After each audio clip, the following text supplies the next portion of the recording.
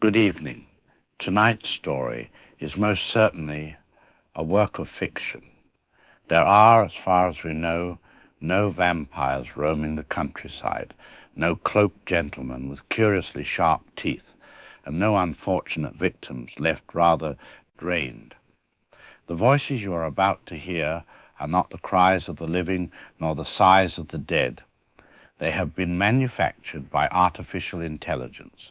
Any resemblance to persons, living or otherwise, is purely coincidental. And so, with the lights dimmed, let us begin. Enjoy the show.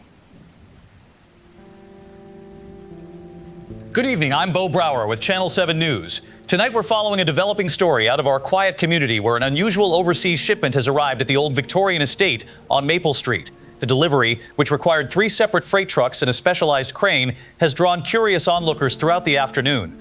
Local collector Samuel Moore purchased what sources describe as antique coffins and artifacts, reportedly originating from a private estate in Eastern Europe.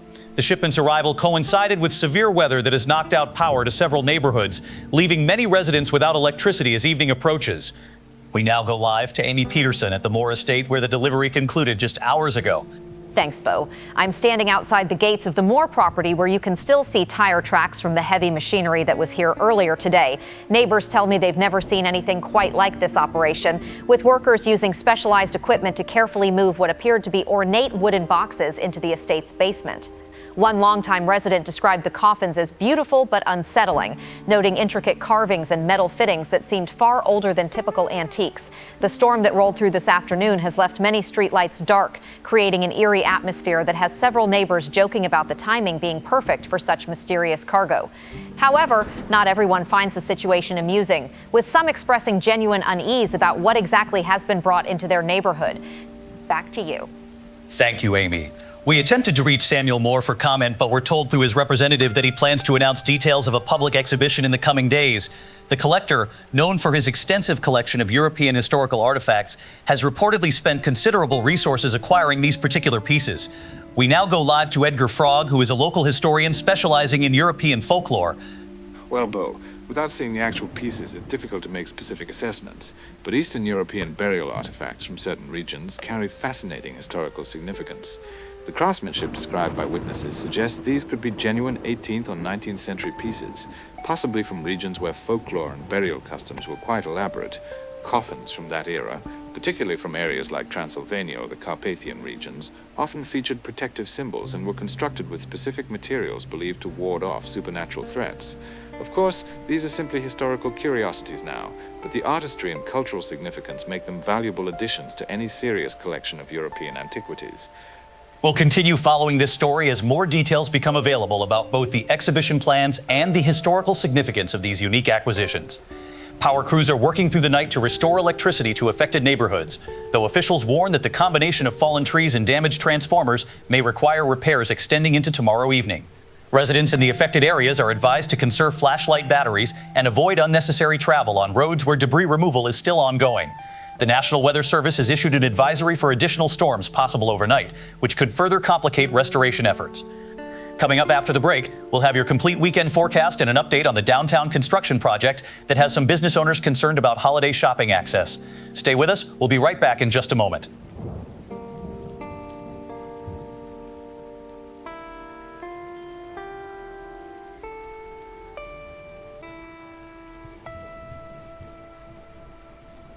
You're listening to Midnight Frequencies with me, Charlie Brewster. And folks, we've got quite the local story brewing tonight. I'm sure many of you caught the evening news about our mysterious shipment that arrived at the Moore place today. 6 ornate coffins from somewhere in the Carpathian Mountains, no less. Now, I've been doing this show for 15 years, and I've seen this town get excited about everything from UFO sightings to that supposed Bigfoot track they found up near Miller's Creek. But there's something about this story that's got people talking. The phone lines have been lighting up since the news aired. So let's dive right in and see what our listeners are thinking about our little town's newest antique collection. And hey, before we get started, let me just say the timing couldn't be more perfect with this storm knocking out half the power grid right as a bunch of old coffins roll into town. Hollywood couldn't write it better. All right, let's take our first call tonight. We've got Marcus on the line. Marcus, you're on the air. Yeah. Hey, Charlie, long-time listener.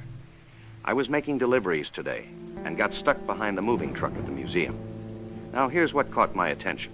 These guys were wearing crosses, big silver ones, all of them. And I'm thinking, okay, maybe they're just religious guys.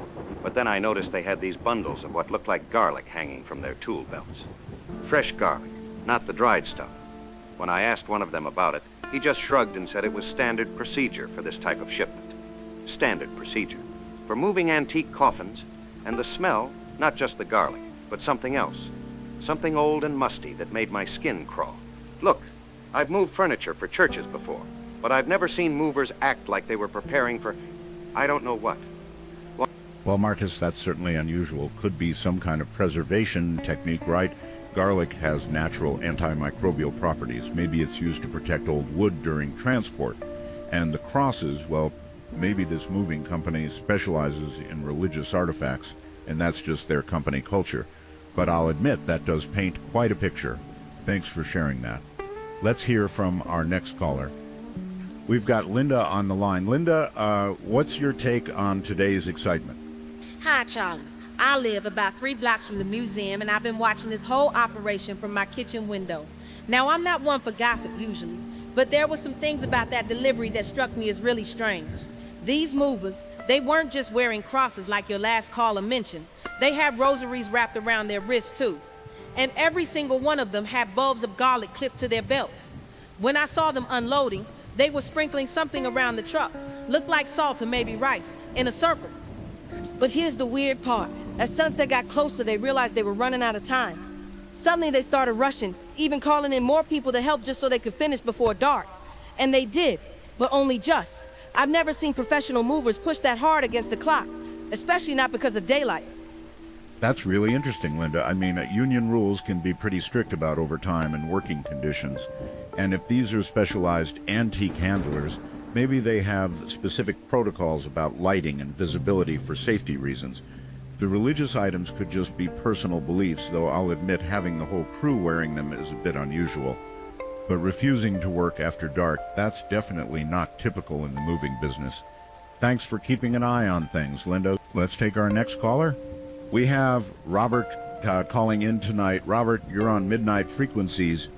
Charlie, I've been listening to your show for years, and I usually keep my mouth shut about local gossip. But something happened today that I can't shake. I work maintenance for the power company, and I was part of the crew trying to restore service to the Maple Street area after those trees came down. We were up in the bucket truck working on the transformer about 200 yards from the Moore place when we heard this sound coming from the direction of the estate. At first we thought it was just the wind through the storm damage, but it sounded almost like someone moaning or crying, but muffled, like it was coming from underground or from inside something. My partner heard it too, and we both stopped working to listen, but then it just stopped completely. Could have been the old house settling, could have been the storm, but the timing was right around when they were moving those coffins into the basement. Probably nothing, but it was unsettling enough that we finished the job as quick as we could and got out of there. Robert, that's definitely an interesting detail. Old Victorian houses do make all kinds of sounds, especially during storms when the wood expands and contracts, and basements can amplify sounds in weird ways. But the fact that both you and your partner heard it, that makes it worth noting. I appreciate you sharing that with us. All right, folks, we're getting close to the bottom of the hour here, but I want to take one more call before we wrap up tonight's discussion about our town's newest conversation piece. We've got Sarah on the line. Sarah, what's on your mind tonight? Hi, Charlie. I'm calling because my grandmother always told stories about her family back in the old country. Romania, actually, and some of the things people are describing today are bringing back those old tales. She used to tell me about coffins that were shipped between villages when certain problems would arise, and there were specific rituals about how they had to be handled. The crosses and rosaries, the garlic clipped to their belts, the salt circles, the refusal to work after dark, these were all part of what she called proper precautions. Now, I'm not saying I believe in any of that old superstition, but hearing your other callers describe exactly the same things my grandmother warned about, well, it's making me very uncomfortable. Maybe it's just coincidence. Maybe these movers just happen to follow old Romanian traditions, but my grandmother always said those rituals existed because some shipments were dangerous. Sarah, that's absolutely fascinating background information. It really adds a cultural context to what we witness today that makes the whole situation even more intriguing. Your grandmother sounds like she was a wise woman who understood the importance of preserving old knowledge. Thank you for sharing that family history with us. Well, folks, that's all the time we have for tonight's discussion. I have to say, this has been one of the more interesting conversations we've had about local events in quite a while. Whether you're a believer in old folklore or a skeptic who thinks we're all getting carried away by a few antiques and some stormy weather, you have to admit it's nice to have something to talk about besides city council meetings and road construction. Keep those eyes open and those phones ready, because something tells me this story isn't over yet. This has been Charlie Brewster with Midnight Frequencies, and remember, folks, the truth is always stranger than fiction. Stay safe out there, especially with those power lines still down in some areas, and we'll talk again tomorrow night.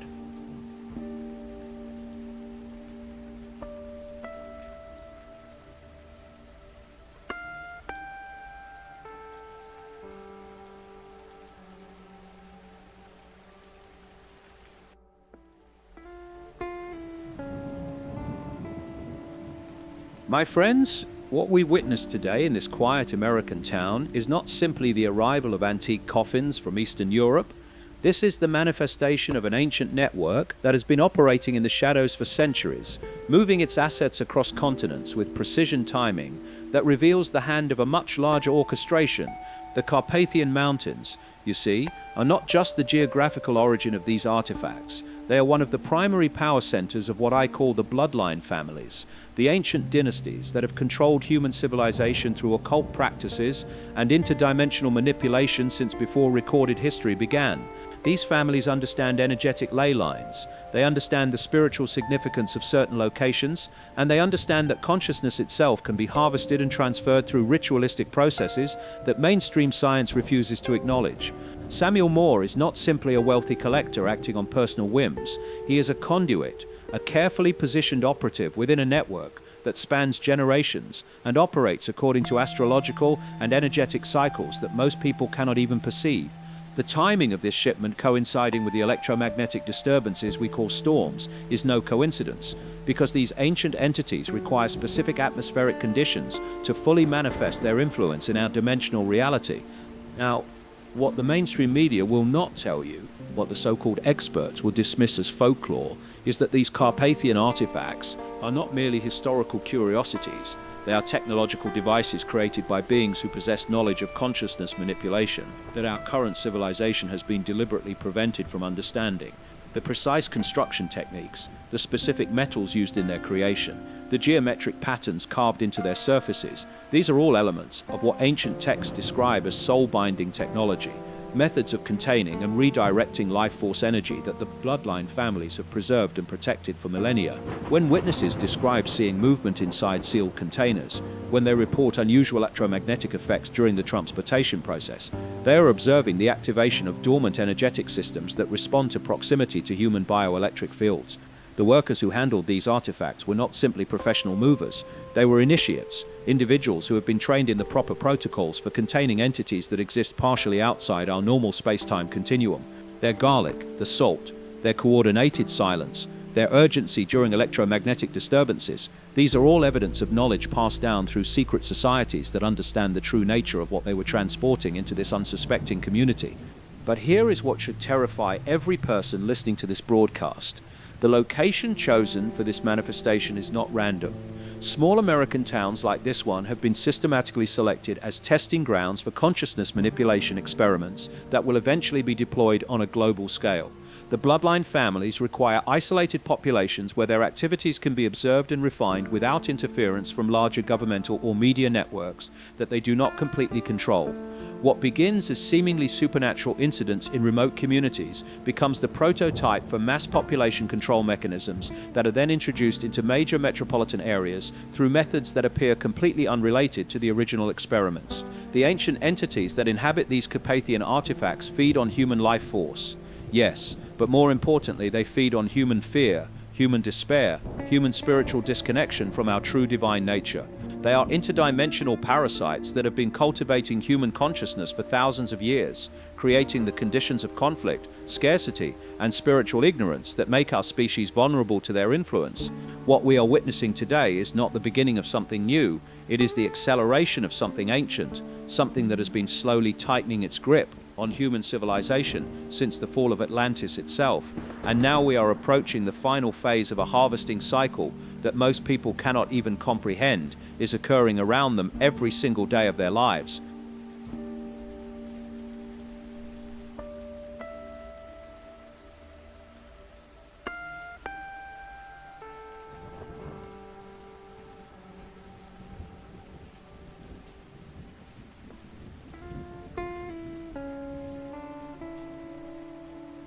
Good morning, I'm Bo Brower with Channel 7 News. We begin this morning with disturbing reports from across our community as residents awoke to discover numerous pets and livestock found dead under mysterious circumstances. The deaths, which occurred overnight during the continued power outages, have left animal owners shaken and searching for answers. What makes these incidents particularly troubling is the consistent nature of the wounds found on the animals, all appearing to have been drained of blood through what veterinarians are describing as precise puncture marks.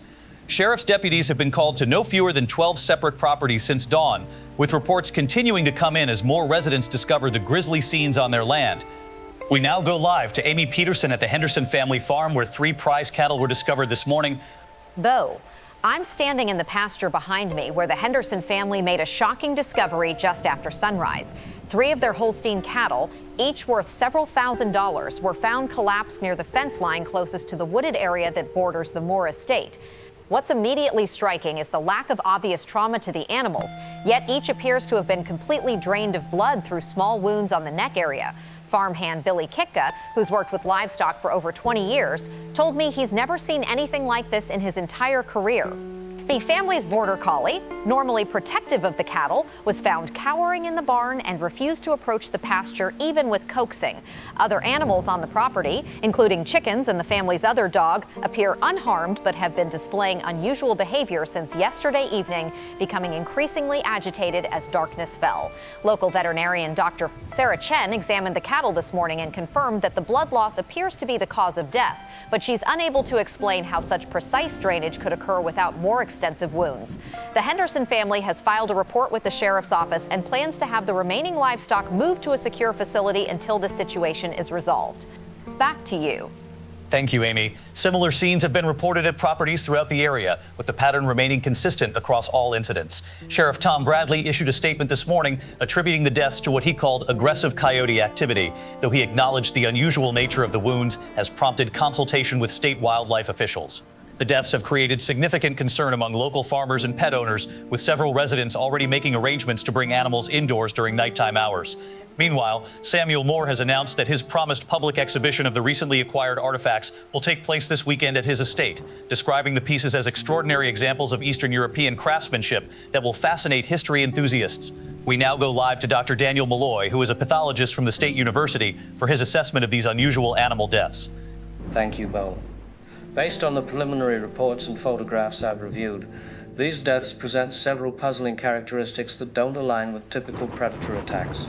Coyotes, bears, and other common predators in this region typically leave extensive tissue damage and consume portions of their prey, whereas these animals appear to have been killed through targeted blood loss alone. The puncture wounds described are unusually precise and limited in number, suggesting either a tool or a predator with highly specialized feeding behavior that frankly isn't documented in North American wildlife. What concerns me from a scientific standpoint is the efficiency of the blood drainage, which would require either significant time with the animal or some method of accelerating the process that I cannot readily explain through conventional means. The behavioral changes in surviving animals, particularly their reluctance to enter areas where the deaths occurred, suggests they may be detecting chemical or pheromone traces that humans cannot perceive. I've recommended that local authorities consider quarantine procedures for the affected area until we can determine whether we're dealing with an unknown disease vector, an invasive species, or some other factor that poses a continuing threat to both livestock and potentially human safety. We'll continue following this developing story throughout the day as authorities work to identify the cause of these disturbing animal deaths. The sheriff's office has established a hotline for residents who discover similar incidents on their property and urges everyone to avoid approaching any animals found in distress. Samuel Moore's estate exhibition is scheduled for Saturday afternoon, with guided tours of the European artifact collection beginning at 2 p.m. Power has been restored to most affected neighborhoods, though some rural areas may experience intermittent outages through the evening. Coming up, we'll have traffic updates for the morning commute and a look at this weekend's unseasonably cool weather pattern that may be contributing to unusual animal behavior. We'll be right back after these messages.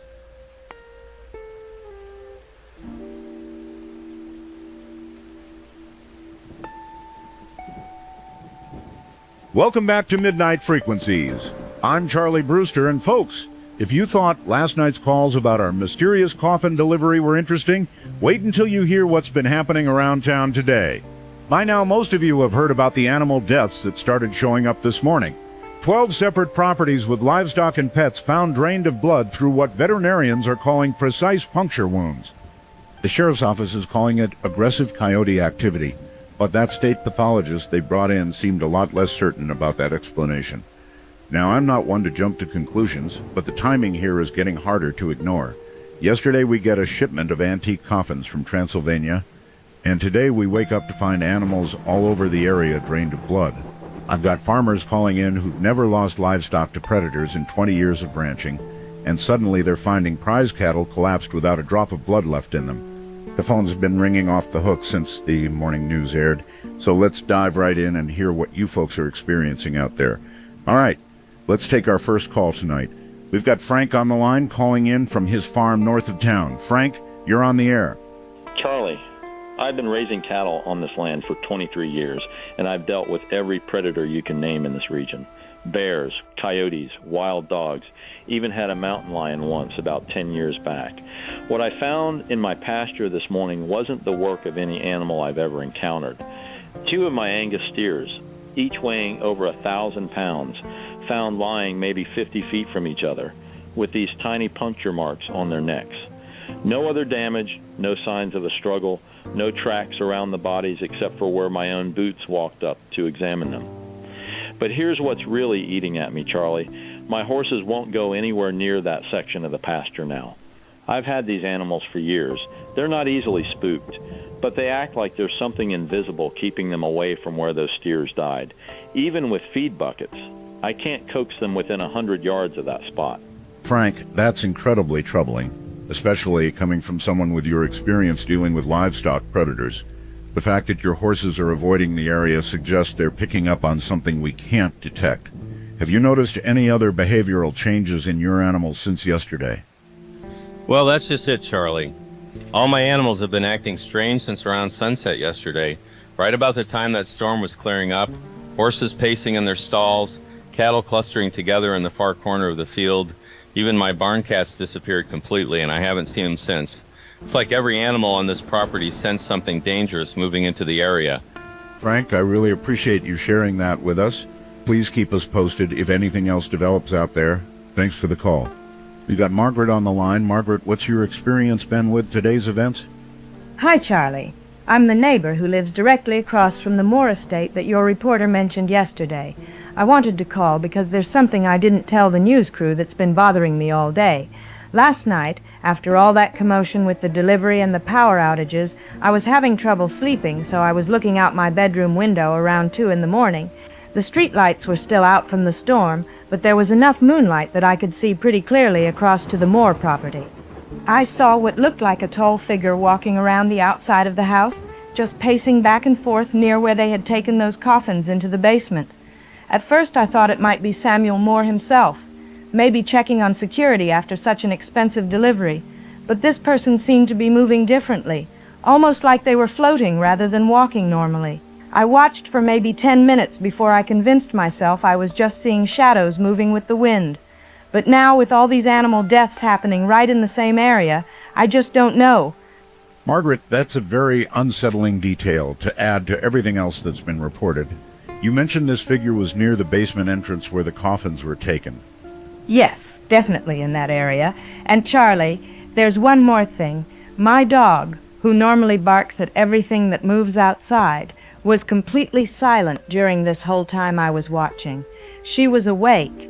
I could see her ears were up and alert, but she didn't make a sound. That's not normal behavior for her at all. Margaret, thank you for sharing that additional information with us. The pattern of animals behaving unusually around these incidents is becoming impossible to ignore. We have David calling in from the west side of town. David, you're on Midnight Frequencies. Charlie, I work the night shift at the grain elevator, and I drive past the Moore estate every night on my way home around 5 a.m. This morning when I was coming home, I saw something that's been eating at me all day. There was what looked like a person crouched down in the tree line behind the Moore property, just at the edge where the woods start. But here's the thing that got my attention. It was hunched over something dark on the ground, and I could swear I saw it feeding. When I slowed down to get a better look, this thing, and I'm calling it a thing because the way it moved wasn't human, it jerked its head up and looked right at my truck. Even from that distance, I could see its eyes reflecting my headlights like an animal's. It had something hanging from its mouth, looked like it might have been a raccoon or possum, blood dripping down its chin. The moment our eyes met, it dropped whatever it was eating and vanished into the woods faster than anything I've ever seen move. By the time I could pull over and shine my flashlight into the trees, there was nothing there but some torn fur and dark stains on the leaves. That's disturbing, David. The fact that it was feeding on wildlife and fled when spotted suggests predatory behavior. The eye reflection you mentioned, that's not normal for humans. Have you noticed any unusual animal deaths in that area during your regular drives? Now that you mention it, Charlie, I've been seeing more roadkill than usual along that stretch the last couple of days. Raccoons, possums, even saw a deer carcass yesterday that looked like it had been drained somehow. Not hit by a car, just pale and empty looking. I thought it was strange at the time, but now I'm wondering if whatever I saw this morning has been hunting in those woods for a while. Thanks for that report. I think we're starting to see a pattern here that goes beyond coincidence. Let's take one more call before we wrap up tonight. We have Elena on the line. Elena, what's on your mind tonight? Charlie, I'm calling because I think people need to start taking this situation more seriously. I'm originally from a small village in Bulgaria, and what's being described here is almost exactly like stories my grandmother used to tell about incidents that happened in our region back in the 1940s. The animal deaths with precise blood drainage, the strange figures moving at night, the way other animals avoid the affected areas. These are all classic signs of what folklore calls a Nosferatu outbreak. Now, I know that sounds ridiculous to modern American ears, but in the old country, these situations were taken very seriously by local authorities. There were specific protocols for containing the problem, specific precautions that communities would take to protect themselves. The fact that this started immediately after those coffins arrived from the Carpathian region, that's not a coincidence that anyone from Eastern Europe would ignore. That's fascinating historical context, and it certainly adds weight to what some of our other callers have been suggesting. What kind of precautions are you talking about? Well, Charlie, the most important thing is that people should not go outside alone after dark, especially not in areas where the animal deaths occurred.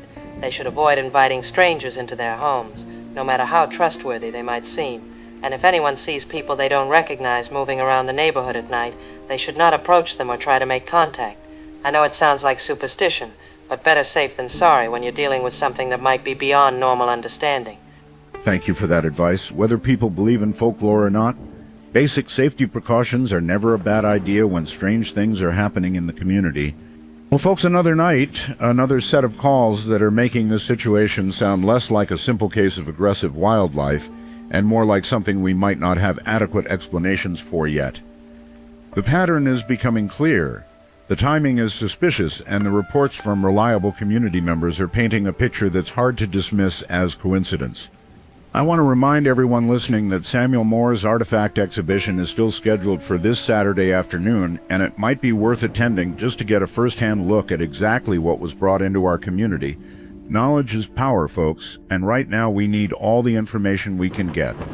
This has been Charlie Brewster with Midnight Frequencies, and remember, keep your eyes open, stay close to home after dark, and don't let anyone into your house that you weren't already expecting. We'll talk again tomorrow night, assuming we're all still here to talk.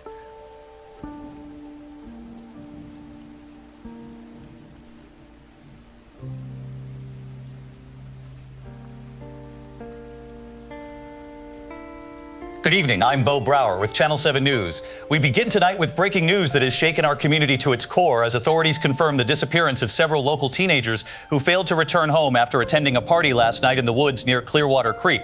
The missing individuals, all seniors at the local high school, were last seen around midnight leaving a gathering that had been organized through social media. What makes this situation particularly alarming is that their vehicles were found abandoned at the party location with personal belongings, including cell phones and car keys, left behind untouched. Sheriff's deputies have been conducting an intensive search operation since dawn, but so far have found no trace of the missing teens despite deploying tracking dogs and volunteer search teams throughout the heavily wooded area. In a related development that has medical officials baffled, the bodies of 3 individuals who were confirmed deceased at Regional Medical Center yesterday have mysteriously vanished from the hospital morgue.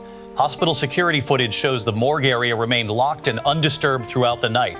Yet this morning, staff discovered the storage units empty with no signs of forced entry or tampering with the facility's security systems. Hospital Administrator Dr. Patricia Wells called the incident unprecedented and deeply troubling, noting that the missing bodies were those of accident victims who had been awaiting autopsy procedures. We now go live to Amy Peterson, who is at the Search Command Post near Clearwater Creek. Bo, I'm standing at what has become the nerve center for the largest missing persons search this county has seen in over a decade. Behind me, you can see search teams preparing for another night of operations as daylight begins to fade. The 5 missing teenagers, identified as Marlo Thompson, Iris Williams, Jake Olison, Lucy Ikos, and Carter Davey, were all honor students with no history of running away or engaging in risky behavior, according to their families. Search Coordinator Deputy Alan Frog told me that the discovery of their abandoned vehicles presents a puzzle that doesn't fit typical missing persons patterns. What's particularly disturbing about this scene is the condition in which personal items were found. Cell phones were discovered scattered on the ground near the vehicles, some with screens cracked as if they had been dropped suddenly, but there are no signs of a struggle or any indication that the teens were forced to abandon their belongings. Tracking dogs were brought in from the state police, but the animals have exhibited highly unusual behavior, refusing to follow any scent trails beyond a certain point near the creek and becoming visibly agitated when handlers attempt to lead them deeper into the wooded area. Local resident Grace Chow, who lives in a cabin about a quarter mile from the party location, reported hearing what she described as multiple voices calling out around 3 a.m., but when she looked outside, she saw no lights or signs of people in distress. She told investigators the voices seemed to be coming from different directions simultaneously, as if people were spread out across a wide area of the forest. Back to you. Thank you, Amy. Sheriff Tom Bradley has issued an urgent advisory for all residents to remain indoors after nightfall until further notice, describing the current situation as an active public safety concern of unknown origin. The Sheriff's Department has established a tip hotline and is asking anyone with information about the missing teenagers to come forward immediately. Meanwhile, Regional Medical Center has launched an internal investigation into the disappearance of the bodies from their morgue facility, with hospital officials working closely with state authorities to determine how such an unprecedented breach could have occurred. Hospital night shift supervisor Denise Carter, who discovered the empty morgue units this morning, described the scene as impossible and terrifying, noting that security protocols require multiple access codes and biometric verification to enter the storage area. We now go live to Daniel Malloy, who is a forensic investigator with the State Bureau, for his assessment of these deeply troubling developments. Thank you, Boo. In 30 years of forensic investigation, I can say without hesitation that the circumstances surrounding both the missing persons case and the morgue incident represent anomalies that challenge conventional investigative approaches. The abandonment of personal property by the missing teenagers, particularly their cell phones, which young people typically guard with their lives, suggests either extreme duress or some form of incapacitation that prevented normal decision-making processes.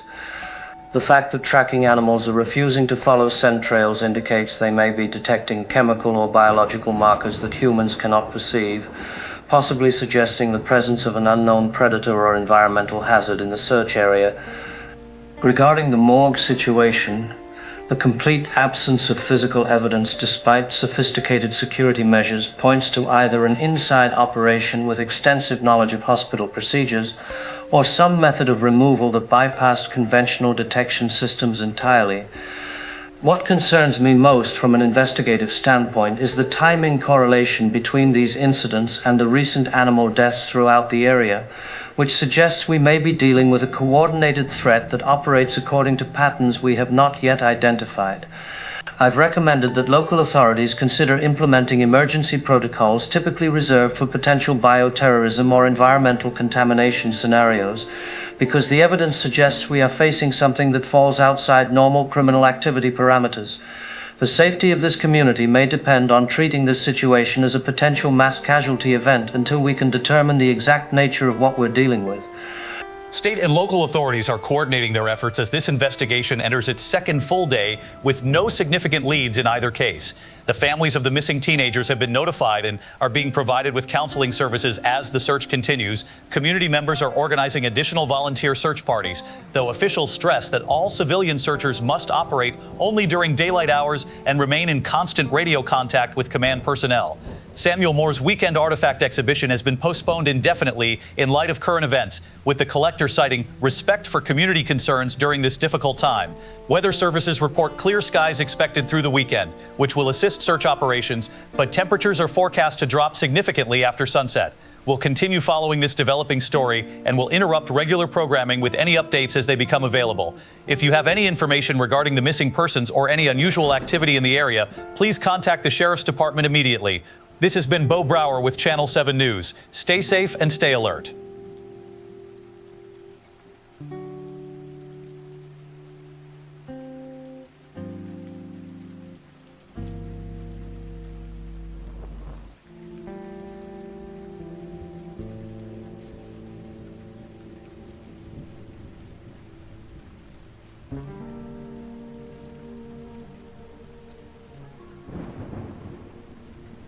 This is Charlie Brewster with Midnight Frequencies, and folks, I have to be honest with you. I'm not sure how to begin tonight's show. 3 days ago we were talking about mysterious coffins and making jokes about Dracula shipments. But tonight 5 teenagers from our own community are missing, and 3 bodies have vanished from the hospital morgue. The phone lines have been absolutely flooded since the evening news aired, and I can tell you that what people are reporting privately is a lot more disturbing than what's being said on the official record.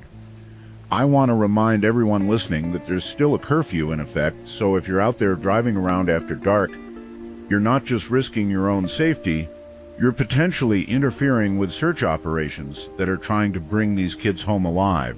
But if you've seen something, heard something, or experienced something that might help us understand what's happening in our community, then we need to hear from you tonight.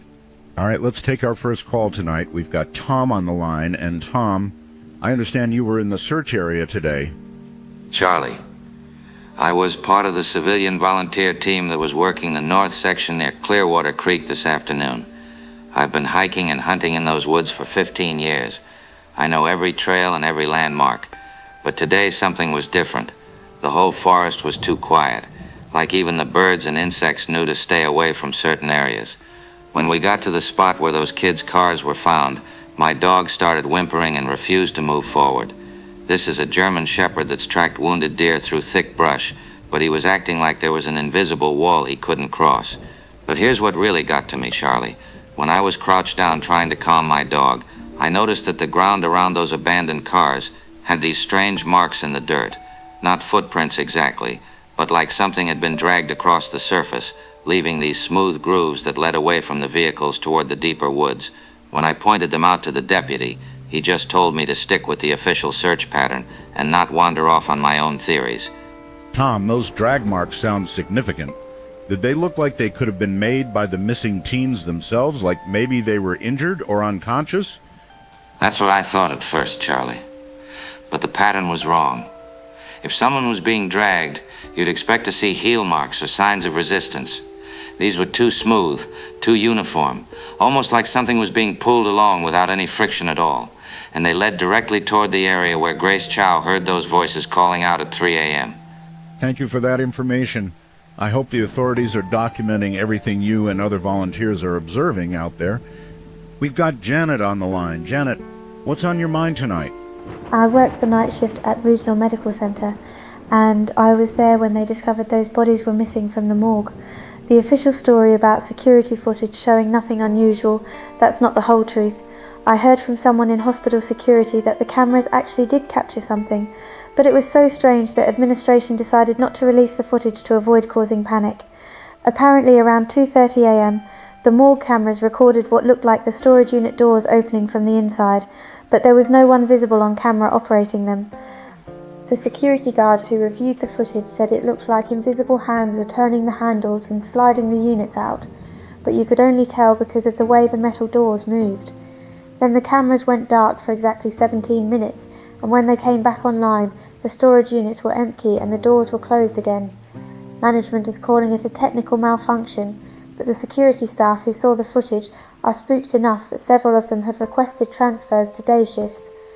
That's an absolutely chilling detail that puts the morgue incident in a completely different light.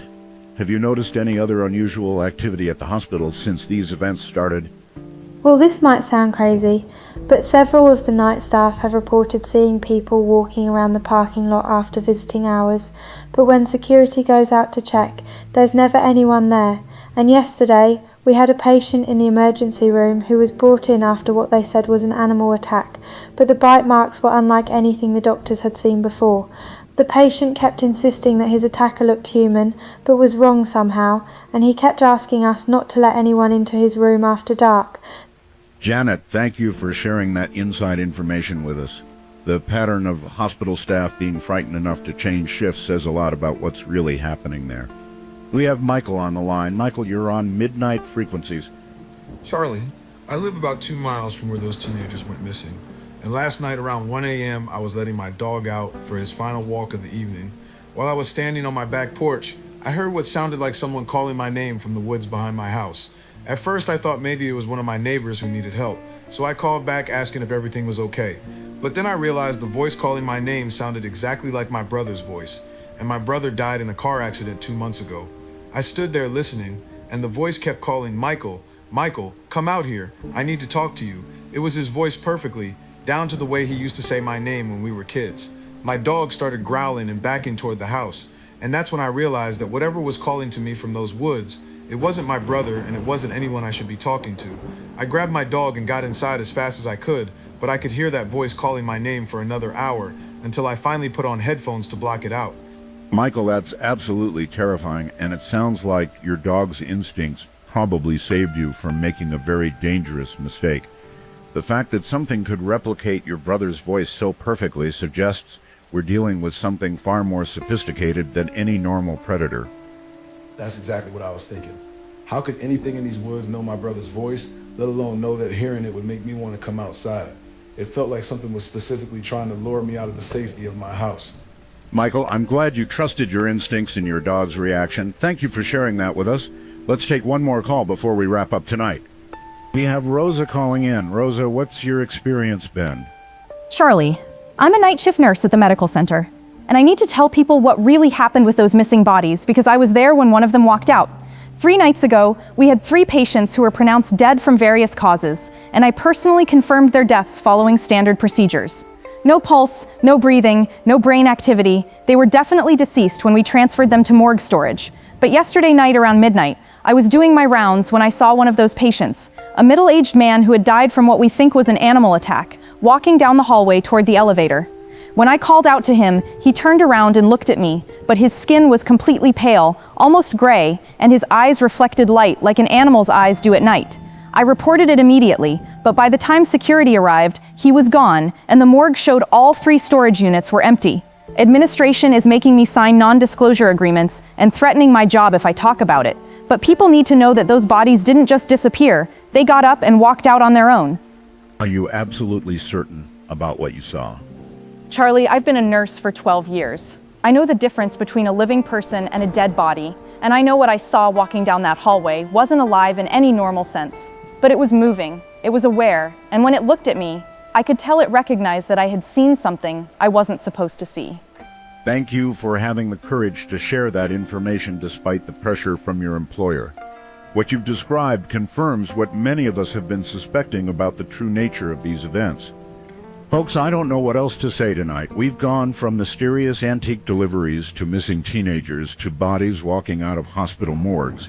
And every official explanation we're being given falls apart when we hear from the people who are actually witnessing these events firsthand. Whatever is happening in our community, it's clear that normal safety precautions may not be adequate protection. Elena called in a couple nights ago with advice from Eastern European folklore about not inviting strangers into your homes and avoiding contact with unfamiliar people after dark, and frankly, that's starting to sound like the most practical guidance anyone has offered so far. Stay inside after sunset, don't answer your door for anyone you weren't expecting, and if you hear voices calling to you from outside, especially voices that sound like people you know, do not respond and do not go outside to investigate.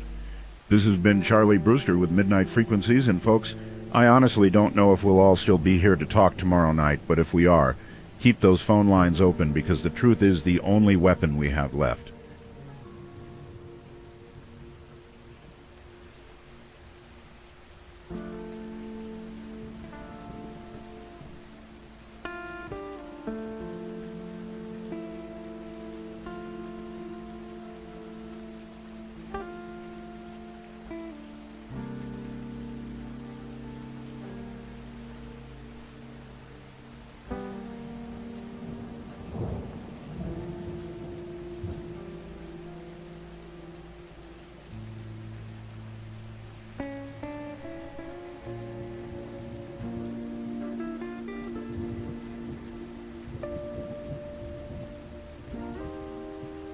My brothers and sisters, we gather here tonight not as mere worshipers seeking comfort, but as witnesses to the unfolding of divine judgment upon this community, upon this nation, upon this world that has turned its back on the Almighty and embraced the darkness of sin and rebellion. For 3 days now, we have watched as the very foundations of our peaceful town have been shaken by events that defy earthly explanation. And I tell you tonight that these are not random tragedies. These are not coincidental mysteries. These are the opening movements of God's righteous wrath being poured out upon a people who have forgotten their Creator and worshiped instead at the altars of materialism, secularism, and spiritual blindness. The prophet Ezekiel warned us that in the last days the dead would walk among the living, that the graves would give up their unholy occupants, and that those who had made covenant with death would find that death itself had become their master rather than their servant. We have invited into our midst artifacts of ancient evil, vessels of darkness from lands where the name of Christ has been rejected for centuries, and now we reap the whirlwind of our curiosity, our pride, our willingness to embrace that which should have remained buried in the cursed soil from whence it came. The children of this community have been taken in the night, snatched away like the firstborn of Egypt when Pharaoh hardened his heart against the Lord's commandments, and still the authorities speak of natural explanations, still the experts propose scientific theories, still the people cling to their false hope that human wisdom can comprehend the supernatural judgment that walks among us even now. But I say unto you that no earthly power, no government agency, no medical expertise, no police investigation will prevail against the principalities and powers of darkness that have been unleashed upon this place, because this is not a battle that can be won with weapons of flesh and blood, but only through the power of the living God and the blood of His righteous Son, who conquered death itself on the cross of Calvary.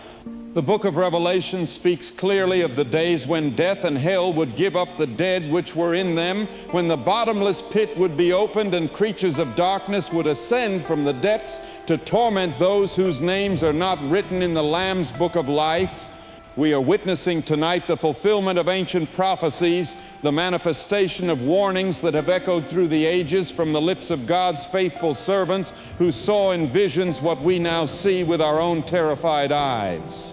The bodies that rise from their deathbeds, the voices that call to the living from the shadows of the forest, the beasts of the field that flee in terror from places where evil has taken root. These are the signs and wonders that were foretold to mark the beginning of the end times, when God would remove His protecting hand from a rebellious generation and allow them to taste the bitter fruit of their own choosing.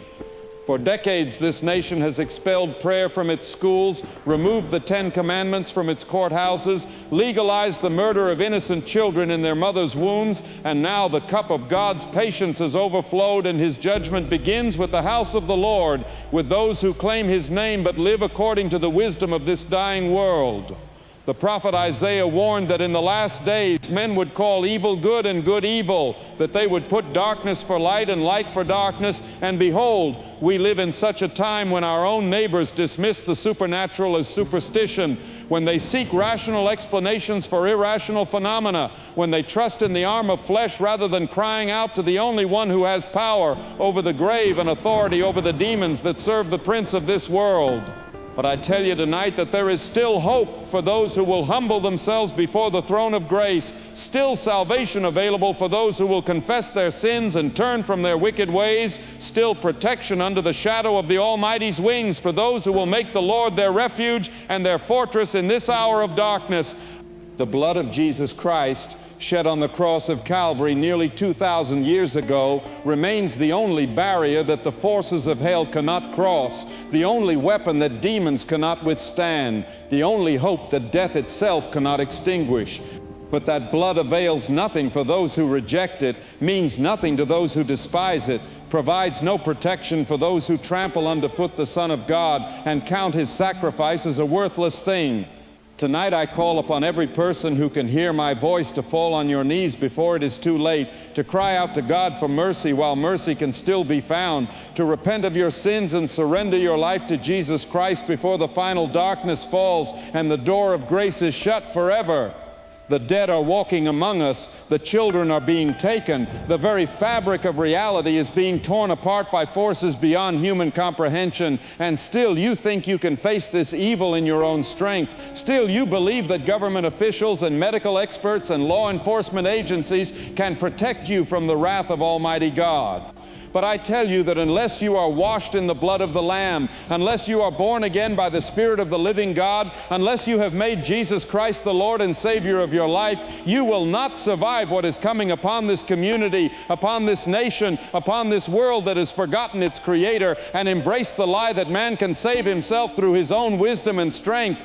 The time of choosing is now. The moment of decision is upon you. And I pray that God in His infinite mercy will open blind eyes and soften hard hearts before His judgment falls completely, and there is no longer any hope of redemption for those who have rejected His love and spurned His grace. May the Lord have mercy on our souls. May He protect those who trust in Him, and may His righteous judgment awaken a spirit of repentance in this community before we are all consumed by the darkness that we have invited into our midst through our pride, our rebellion, and our refusal to acknowledge that Jesus Christ is Lord of all creation and Judge of all the earth.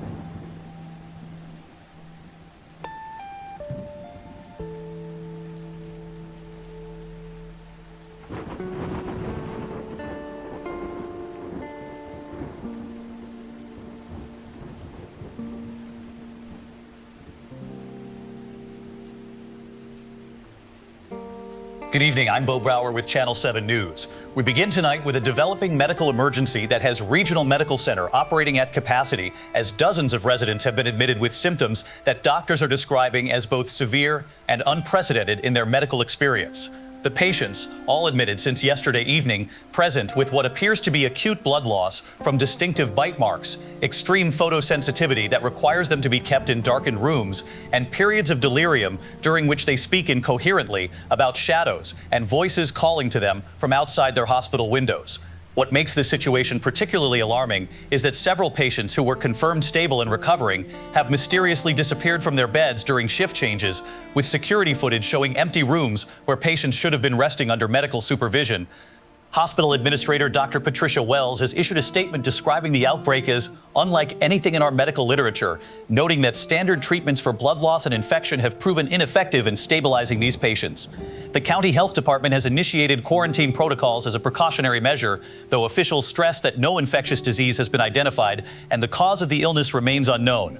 Meanwhile, Sheriff Tom Bradley has announced that the official curfew has been extended to begin at sunset rather than the previous 10 p.m. restriction, citing escalating public safety concerns that require more aggressive protective measures. We now go live to Amy Peterson outside Regional Medical Center, where families have been gathering throughout the day seeking information about their loved ones. Both the scene behind me reflects a community in crisis as family members arrive throughout the evening hours, desperately seeking answers about relatives who were brought to the hospital with what initially appeared to be animal attack injuries. I spoke with several family members who described receiving late-night emergency calls about their loved ones being found unconscious with severe bite wounds, only to arrive at the hospital and be told that their family member had vanished from their room without explanation. Margaret Emerson, whose son Michael was admitted yesterday afternoon, told me that hospital staff initially assured her he was stable and responding to treatment for what they described as unusual bite trauma. However, when she returned this morning for visiting hours, she was informed that Michael had left the hospital during the night despite being connected to IV fluids and monitoring equipment.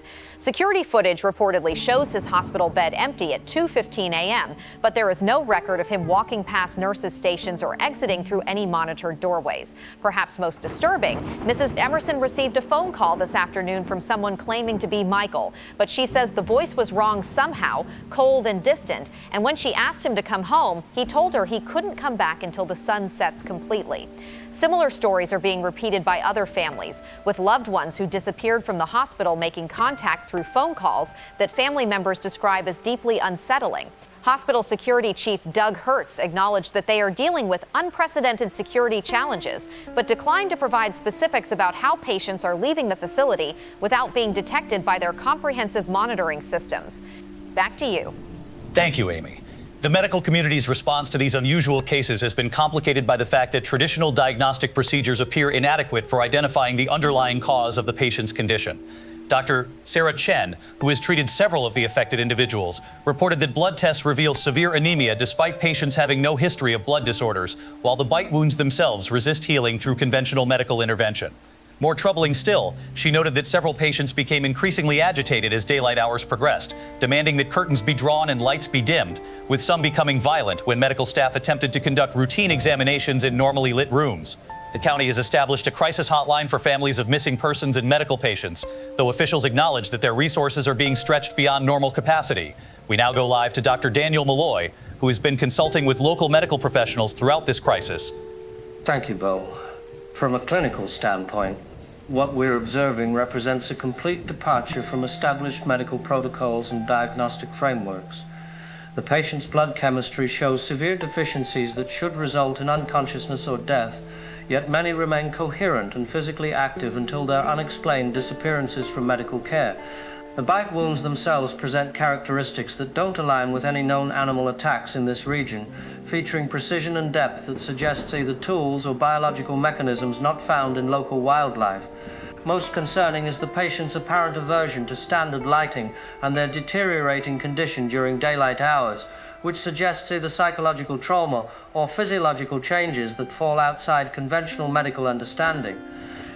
The pattern of disappearances from secured medical facilities points to either coordinated assistance from outside parties or capabilities that exceed normal human physical limitations.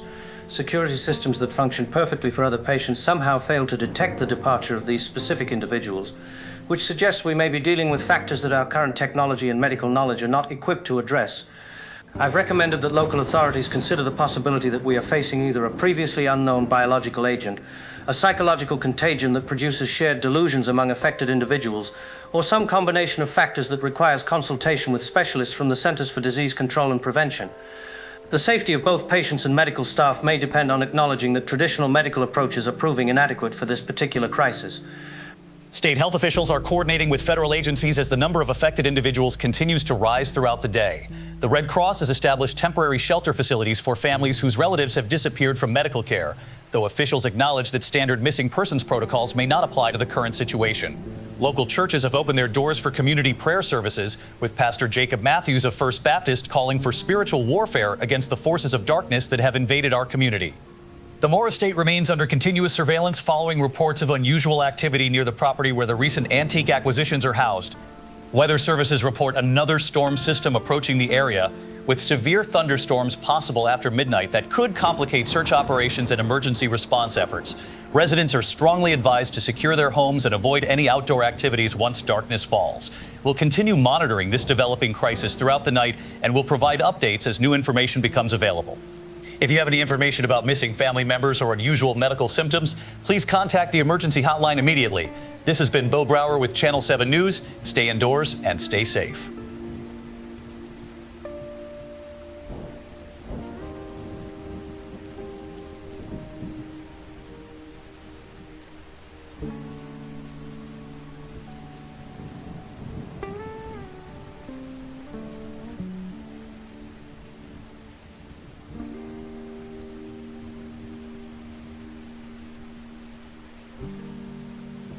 This is Charlie Brewster with Midnight Frequencies.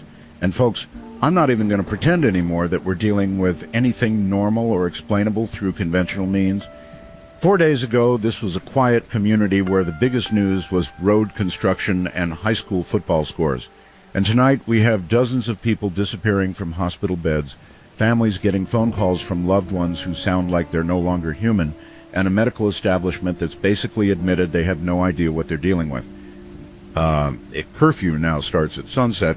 The CDC is being called in, and I'm sitting here in this studio wondering if I'm putting myself in danger just by being on the air after dark. But you know what? Someone has to keep talking. Someone has to keep the lines of communication open, because the official channels are clearly failing us, and the only way we're going to survive whatever this is is if we share information and look out for each other. The phones have been ringing constantly since the news aired, and what people are reporting privately makes the official story sound like a fairy tale compared to the nightmare we're actually living through. All right, let's take our first call tonight. We've got Patricia on the line. And Patricia, I understand you had an experience with one of these missing hospital patients? Charlie, my neighbor's son David was one of the people who disappeared from Regional Medical Center last night. And this evening he showed up at my front door, asking if he could come inside to use my phone. At first I was relieved because his mother has been worried sick, but something about him seemed off. His skin was completely pale, almost gray. When I asked him how he was feeling after his hospital stay, he just smiled and said he was feeling better than he had in years, but his smile showed teeth that looked sharper than I remembered. The strangest part was that he kept asking very specifically if I would invite him inside, like he needed me to say the actual words "come in" before he could cross the threshold. When I told him I'd call his mother instead and have her come pick him up, he got this look on his face that was pure anger, but then he just turned around and walked away without saying another word. I watched from my window as he headed toward the woods behind my house. I swear he was moving like he was floating just slightly above the ground. Thank you for trusting your instincts and not letting him inside. The fact that he specifically needed an invitation suggests we're dealing with something that operates according to rules most people don't understand. Have you seen any other unusual activity in your neighborhood? Well, that's just it. Ever since that visit this afternoon, I've been noticing people I don't recognize walking around after dark. They move in groups, 3 or 4 at a time, and they all have that same pale appearance. My dog won't stop barking at the windows, but when I look outside, they just stand perfectly still and stare at my house until I close the curtains. That's terrifying. Please make sure all your doors and windows are locked and don't answer the door for anyone tonight. We've got James on the line. James, what's happening in your part of town? Charlie, I live about 6 blocks from the hospital, and I've been watching groups of these pale people gathering in the park across from my apartment building. They show up right after sunset and just stand there in clusters, not talking, not moving much, just watching the surrounding houses like they're waiting for something. Last night I counted at least 20 of them, and tonight there are even more. What's really disturbing is that I recognize some of them as people who were reported missing over the past few days, including 2 of those teenagers who disappeared from the party at Clearwater Creek. I called the police non-emergency line to report it, but when the dispatcher heard my description, she told me that officers are no longer responding to calls about unusual gatherings after dark because too many patrol units have gone missing when investigating similar reports.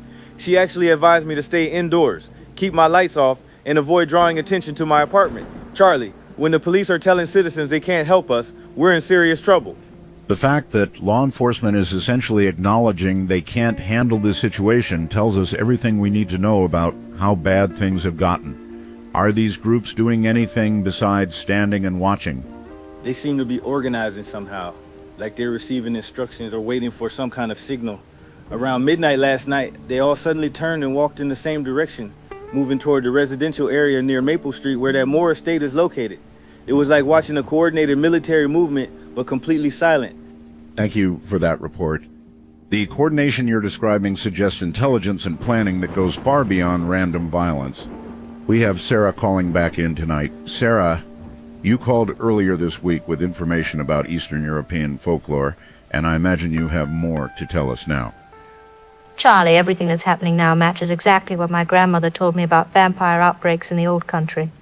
The hospital patients who disappear and return changed, the need for specific invitations to enter homes, the gathering in groups to plan coordinated attacks. These are all classic behaviors that villages in Romania and Bulgaria dealt with for centuries. What people need to understand is that these creatures maintain the memories and personalities of the people they used to be, which is why they can call family members and sound almost normal, but they are no longer human in any meaningful sense. The most important thing right now is that people must not invite anyone into their homes after dark, no matter how much they look or sound like someone you know and trust. The traditional protections still work: crucifixes, running water, garlic around doorways and windows, but most importantly, you must never rescind the barrier of your threshold by giving permission for these things to enter your private space. My grandmother always said that a vampire's greatest weapon is not physical strength, but the human tendency to trust familiar faces and voices even when everything else tells us something is wrong. That folklore knowledge may be the most practical advice anyone has offered during this entire crisis. Are there other protections people should be aware of? Fire. They fear fire more than anything else because it represents purification and divine judgment. People should keep candles burning in their homes, and if you have to go outside for any reason during late daylight hours, carry matches or a lighter as protection.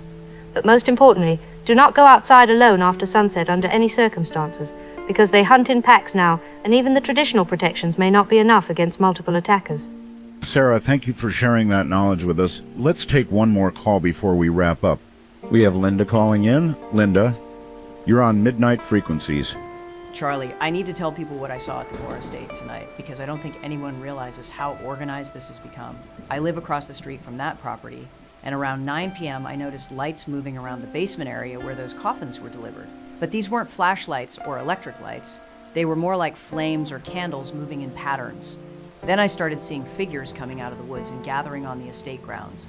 Dozens of them, all wearing dark clothing and moving in that strange floating way that people have been describing.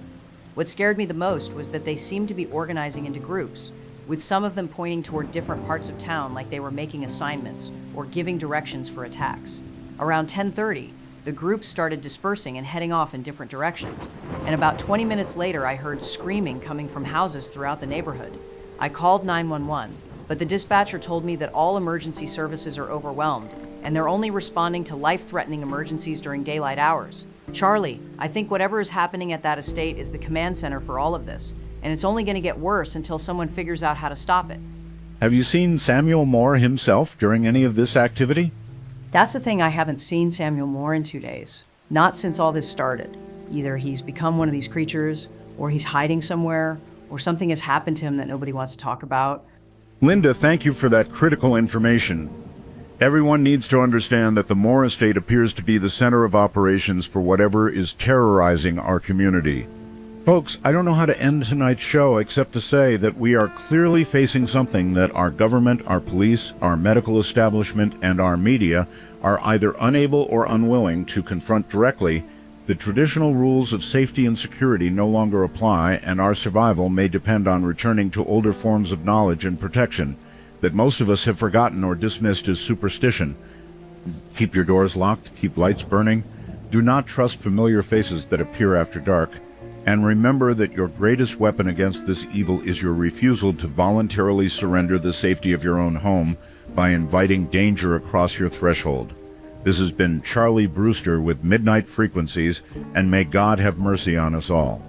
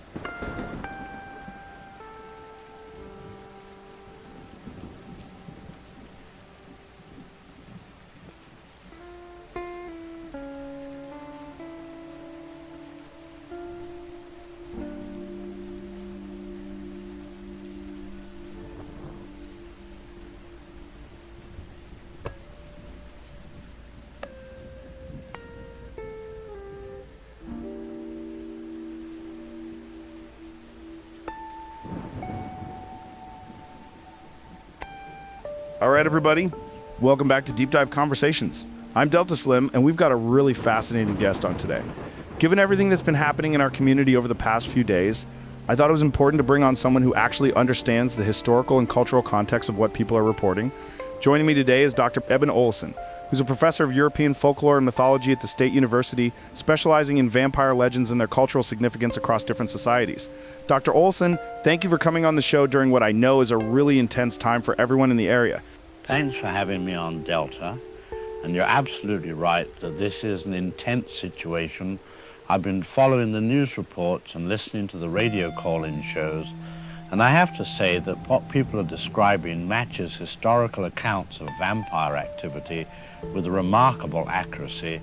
As an academic, I'm trained to approach these topics from a folklore perspective, but the consistency of the reports and the specific behavioral patterns being observed make this unlike anything I've encountered in purely theoretical study. That's exactly what I wanted to talk about, because most people hear the word vampire and they think about Hollywood movies or romance novels, but you're saying there's actual historical documentation of this kind of phenomenon? Absolutely. What most people don't realize is that vampire legends aren't just entertainment. They're based on centuries of documented incidents across Eastern Europe, particularly in regions like Transylvania, Wallachia, and the Carpathian Mountains, where these recent artifacts originated. The behaviors being reported in our community, the need for invitation to cross thresholds, the aversion to daylight, the coordination of attacks, these are all elements that appear consistently in historical records from the 18th and 19th centuries. What makes this particularly significant is that these historical accounts weren't written by superstitious peasants. They were documented by educated officials, church authorities, and even government investigators who were sent to deal with outbreaks that were disrupting entire regions. The Austrian Empire actually had official protocols for investigating and containing what they called vampiric incidents, because they occurred frequently enough to require systematic response procedures. Wait, so you're telling me that actual governments had official policies for dealing with vampire outbreaks? That's incredible. What do these protocols involve? The documentation is fascinating from an anthropological standpoint. Imperial investigators would be dispatched to affected areas with specific checklists for identifying vampire activity, including the pattern of deaths, the condition of bodies, reports of the deceased being seen after burial, and the behavior of animals in affected areas. They had standardized procedures for exhuming suspected vampires, specific methods for destroying the threat, and detailed requirements for cleansing the community afterward. What's remarkable is how closely these historical procedures align with the traditional protections people are discussing on the radio shows, the use of religious symbols, fire, the importance of threshold barriers. These weren't random superstitions. They were systematized responses based on centuries of experience. This is blowing my mind. So when people today are talking about crucifixes and not inviting strangers inside, they're actually drawing on knowledge that was proven effective in historical situations? Exactly. The invitation requirement is particularly well documented across multiple cultures and time periods. The concept appears in Slavic, Germanic, and Romanian folklore consistently, suggesting it represents a genuine limitation rather than just literary tradition. Historical accounts describe vampires as being bound by metaphysical laws that prevent them from entering private dwellings without explicit permission from the inhabitants. This creates what folklore calls threshold sanctity, where the home becomes a protected space as long as the residents maintain control over access. The coordination and military-style organization that people are reporting also appears in historical documentation, particularly from the 1720s, when the Austrian government investigated what they called the vampire epidemic in several Serbian and Romanian villages. Witnesses described the undead organizing into groups, planning coordinated attacks, and operating from central locations, usually sites where the initial outbreak began.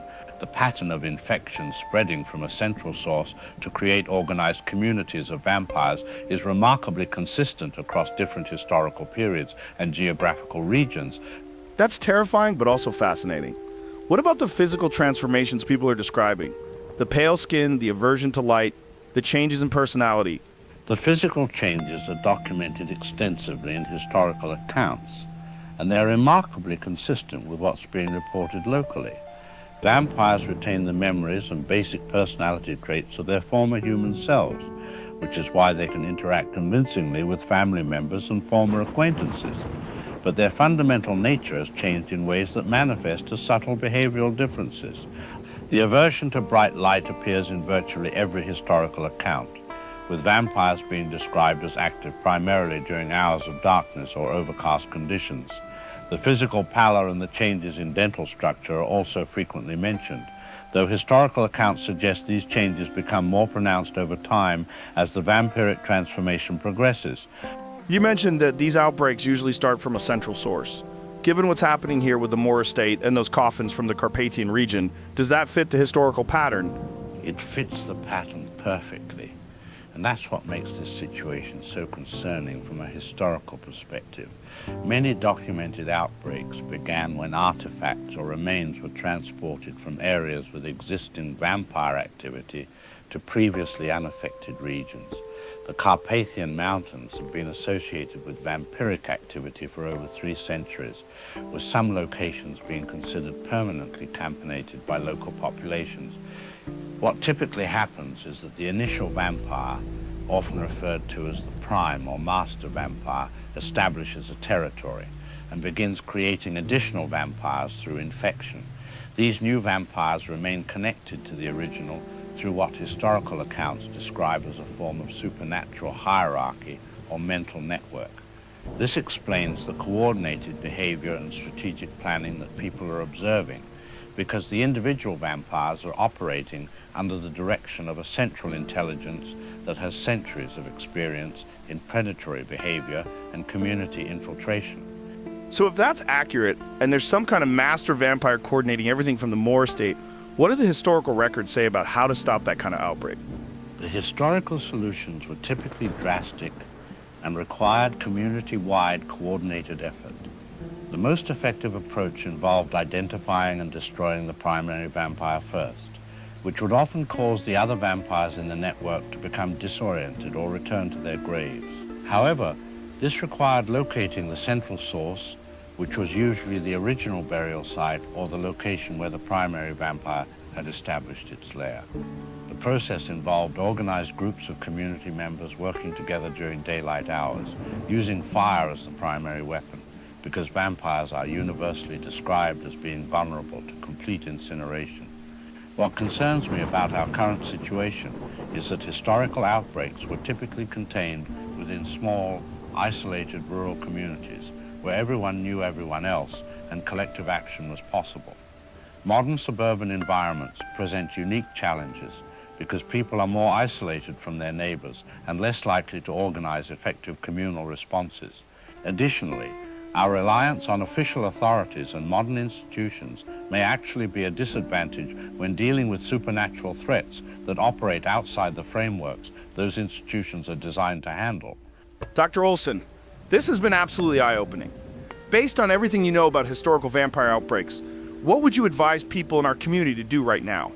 The most important thing is to take the traditional protections seriously, regardless of how primitive they might seem to modern sensibilities.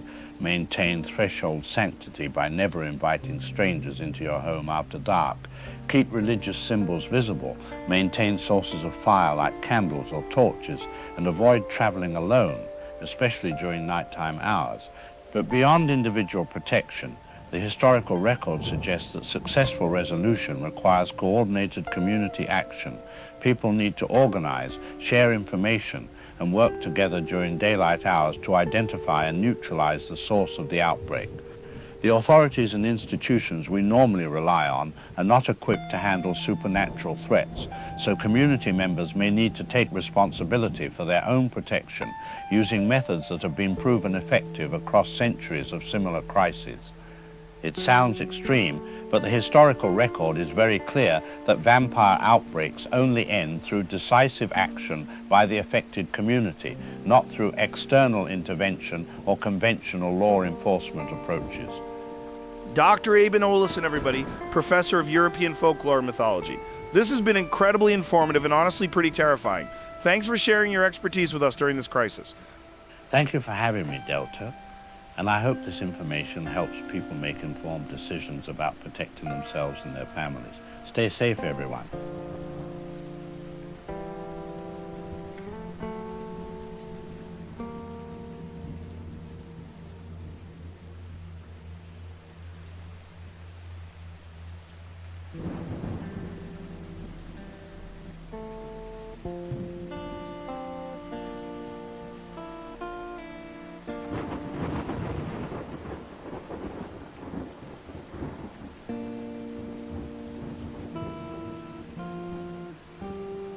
Good evening. I'm Bo Brower with Channel 7 News. We begin tonight with coverage of an emergency town hall meeting that devolved into chaos as hundreds of terrified residents demanded answers from local officials who admitted they have no effective response to the crisis that has claimed dozens of community members over the past 5 days. Mayor Stella Olison, visibly shaken throughout the 2-hour session, acknowledged that traditional emergency response protocols have proven inadequate for what she described as a situation beyond our current understanding or capabilities. The meeting, held at the high school gymnasium with every seat filled and crowds spilling into the hallways, quickly became a forum for residents to share increasingly desperate accounts of encounters with missing family members who have returned fundamentally changed.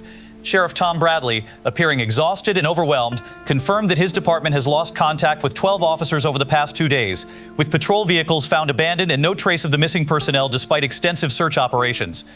The community's desperation is manifested in unprecedented ways as businesses throughout downtown have boarded their windows and locked their doors indefinitely, creating what residents describe as a ghost town atmosphere even during daylight hours. Local churches have remained open around the clock, with Pastor Jacob Matthews reporting that his congregation has tripled as people seek spiritual guidance and protection through continuous prayer services. Hardware stores have been overwhelmed by demands for religious symbols, candles, matches, and materials for barricading homes, with many items completely sold out by midday.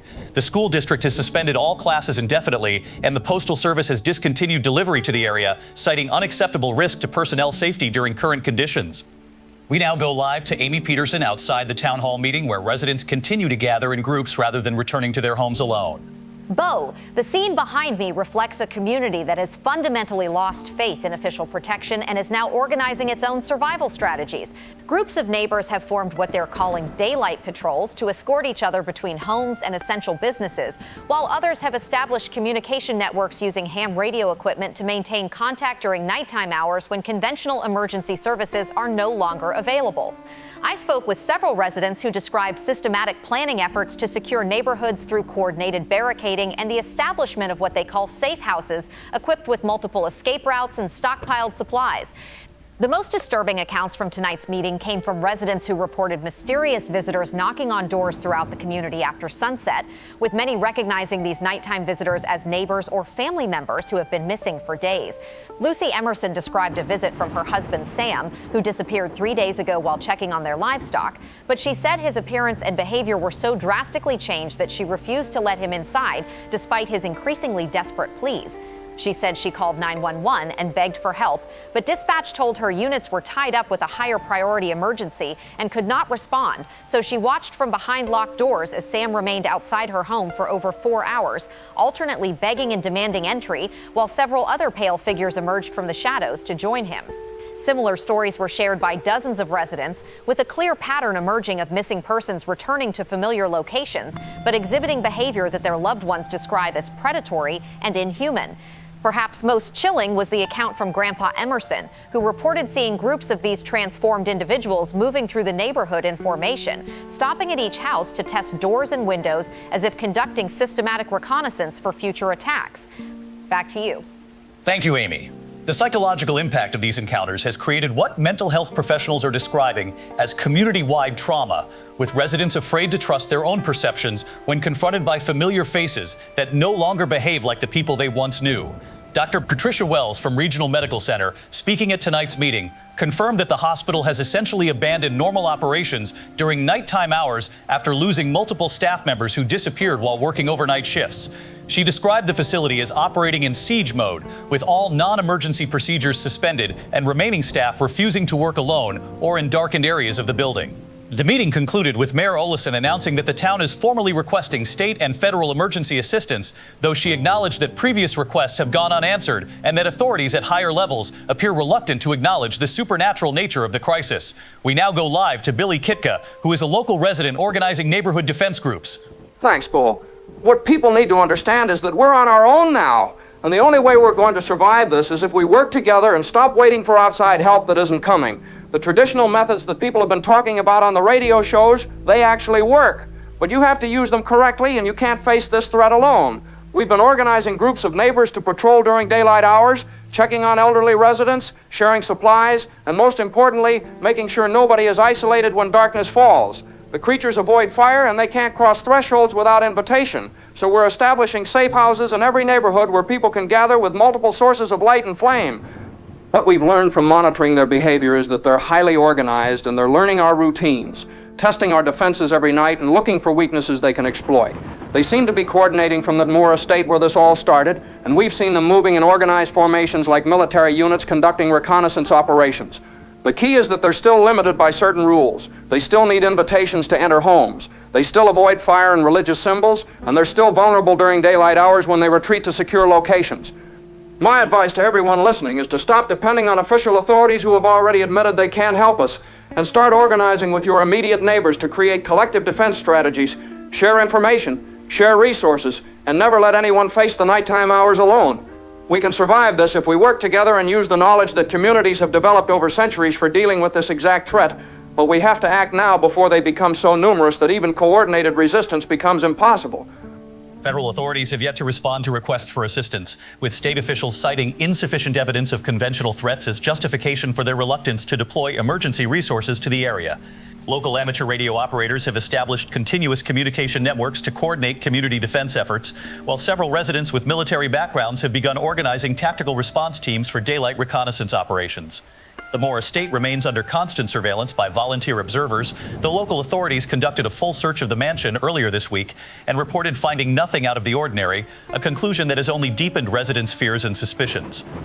Weather services report clear skies expected for the next several days, which community organizers say will be crucial for coordinated daylight operations. They are planning to address the source of the outbreak. Residents are advised to continue avoiding all outdoor activity after sunset and to maintain constant communication with neighbors through established radio networks.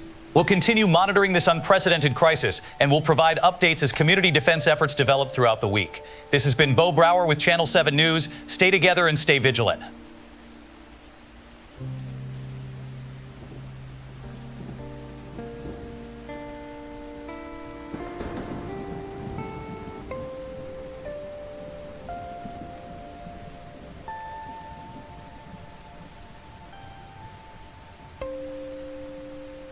Welcome back to Midnight Frequencies. I'm Charlie Brewster, and folks, I don't even know how to begin tonight's show. 5 days ago, we were talking about mysterious coffin deliveries and making jokes about Dracula, and tonight we have missing teenagers, people disappearing from hospital beds, and a town that's essentially under martial law with a sunset curfew.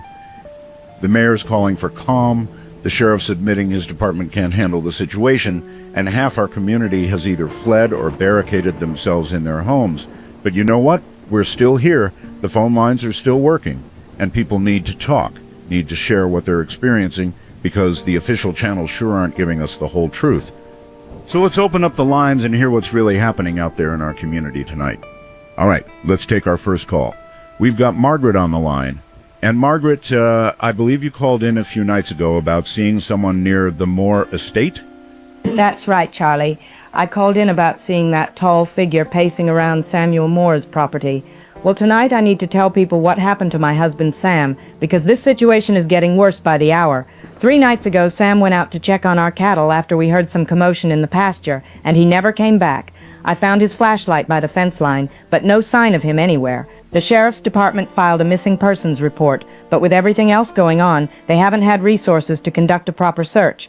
But tonight, around 8 p.m., Sam came to our front door asking me to let him inside. At first I was so relieved I almost opened it immediately, but something about his voice was wrong, too flat, too cold. When I looked through the peephole, he looked like Sam, but his skin was pale, almost gray, and he kept asking me very specifically to invite him in, using those exact words over and over. I remembered what that caller Sarah said the other night about not inviting strangers inside, and even though it was my husband, something told me not to open that door. He stood there for over 2 hours, alternately begging and demanding that I let him in. And Charlie, by the end his voice didn't sound like Sam at all. It sounded like something else entirely, using his vocal cords. Margaret, I can't imagine how difficult that must have been, but it sounds like your instincts may have saved your life. Have you seen any other unusual activity around your property? Well, that's just it, Charlie.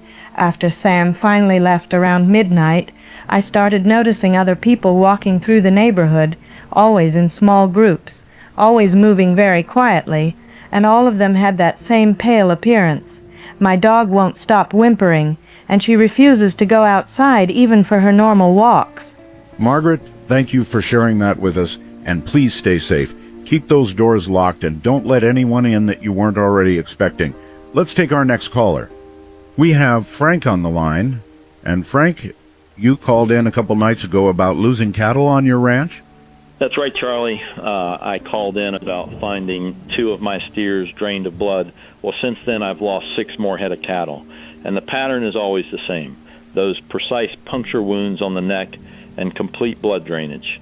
But tonight I need to tell people about what I saw around sunset that's got me more spooked than I've ever been in 23 years of ranching. I was doing evening rounds, checking the fence line where I've been losing livestock, and I saw someone walking across my north pasture. At first I thought it might be a trespasser or someone from the search teams looking for those missing teenagers, so I called out to them. But when this person turned around, I recognized him as Tom Bradley's son, Mike, one of the kids who went missing at that party the other night. The boy looked exactly like Mike, the same clothes he was wearing when he disappeared, but his face was completely drained of color, and his eyes reflected light like an animal's eyes do at night. He waved at me like nothing was wrong and started walking toward my house. But something about the way he moved, too smooth, too coordinated, made me get back in my truck and drive home as fast as I could. When I looked in my rear view mirror, he was still standing in the same spot, perfectly still, watching my truck until I was out of sight. Frank, that's deeply disturbing, especially since Mike was one of the teenagers reported missing. Have you contacted the sheriff about this sighting? I tried calling the sheriff's department, but they said all available personnel are dealing with other missing persons cases, and they'd add it to the report. I don't think the authorities understand what we're really dealing with here, because this isn't normal criminal activity or even wild animal attacks. This is something else entirely. Frank, thank you for that report. Let's hear from our next caller.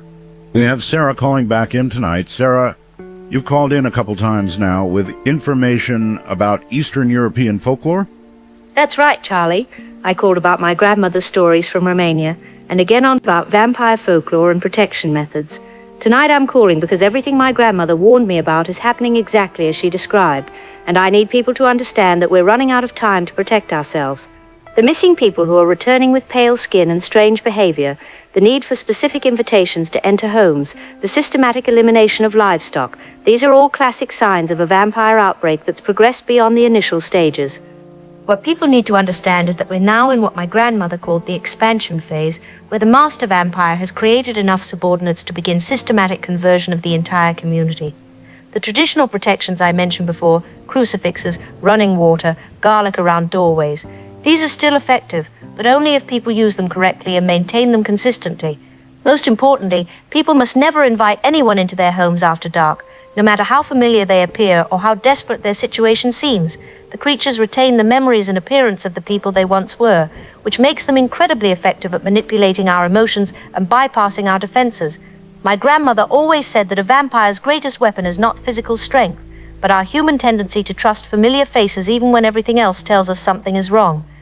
Sarah, based on your grandmother's knowledge, how long do communities typically have before these outbreaks become unstoppable? According to the old stories, once the expansion phase begins, communities usually have no more than a few days before the vampires achieve sufficient numbers to overwhelm any organized resistance. The key is identifying and destroying the master vampire during daylight hours when it's most vulnerable, but that requires coordinated community action and knowledge of where it's hiding. Sarah, thank you for that crucial information. Let's take one more call before we wrap up. We have Elena on the line. Elena. I'm calling tonight because I wanted people to know that the precautions I mentioned are becoming more important every hour. I've been talking with other families from Eastern European backgrounds, and we're all hearing the same stories from our elders about how these outbreaks develop and spread. The fact that people like Margaret's husband are specifically asking for invitations, using those exact words, proves that we're dealing with the real thing, not just mass hysteria or wild animal attacks. Tonight I want to emphasize that people should also be carrying fire with them whenever they have to go outside, even during daylight hours. Matches, lighters, anything that can create flame quickly, because fire is one of the few things these creatures genuinely fear. But most importantly, people need to start thinking about banding together with their neighbors, creating groups that can watch out for each other and provide mutual protection. The old stories always emphasize that isolated individuals are the easiest targets, while communities that stick together and support each other have a much better chance of surviving until the outbreak can be contained or eliminated. Elena, thank you for that practical advice about community cooperation. Folks, I have to say that tonight's calls have painted a picture that's more disturbing than anything we've discussed so far. We have missing people returning with supernatural characteristics. We have systematic attacks on livestock. And we have a community that's essentially under siege from forces that our official authorities don't seem equipped to handle. The callers who've been sharing traditional knowledge about dealing with supernatural threats may be offering our best hope for survival. Keep your doors locked, keep fires burning in your homes, don't trust familiar faces that appear after dark, and remember that sometimes the old ways, the methods our great-grandparents used, are more effective than all our modern technology and official emergency procedures. This has been Charlie Brewster with Midnight Frequencies, and folks, I honestly don't know what tomorrow is going to bring, but I'll be here on the airwaves as long as the power stays on and the phone lines keep working. Stay safe, stay together, and trust your instincts even when they tell you things that seem impossible.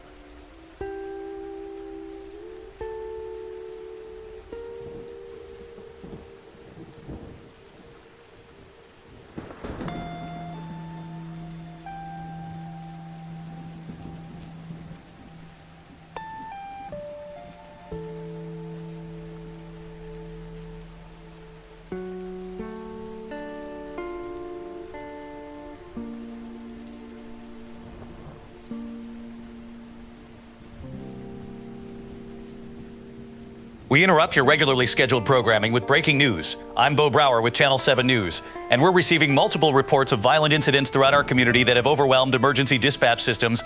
As of 8:30 p.m., the Sheriff's Department confirms they are responding to what they describe as coordinated attacks on multiple residential areas, with at least 15 separate calls reporting groups of unidentified individuals attempting to force entry into homes. What makes these incidents particularly alarming is that witnesses consistently describe the attackers as pale, moving in coordinated groups, and exhibiting behavior that deputies on scene have called extremely aggressive and unusual.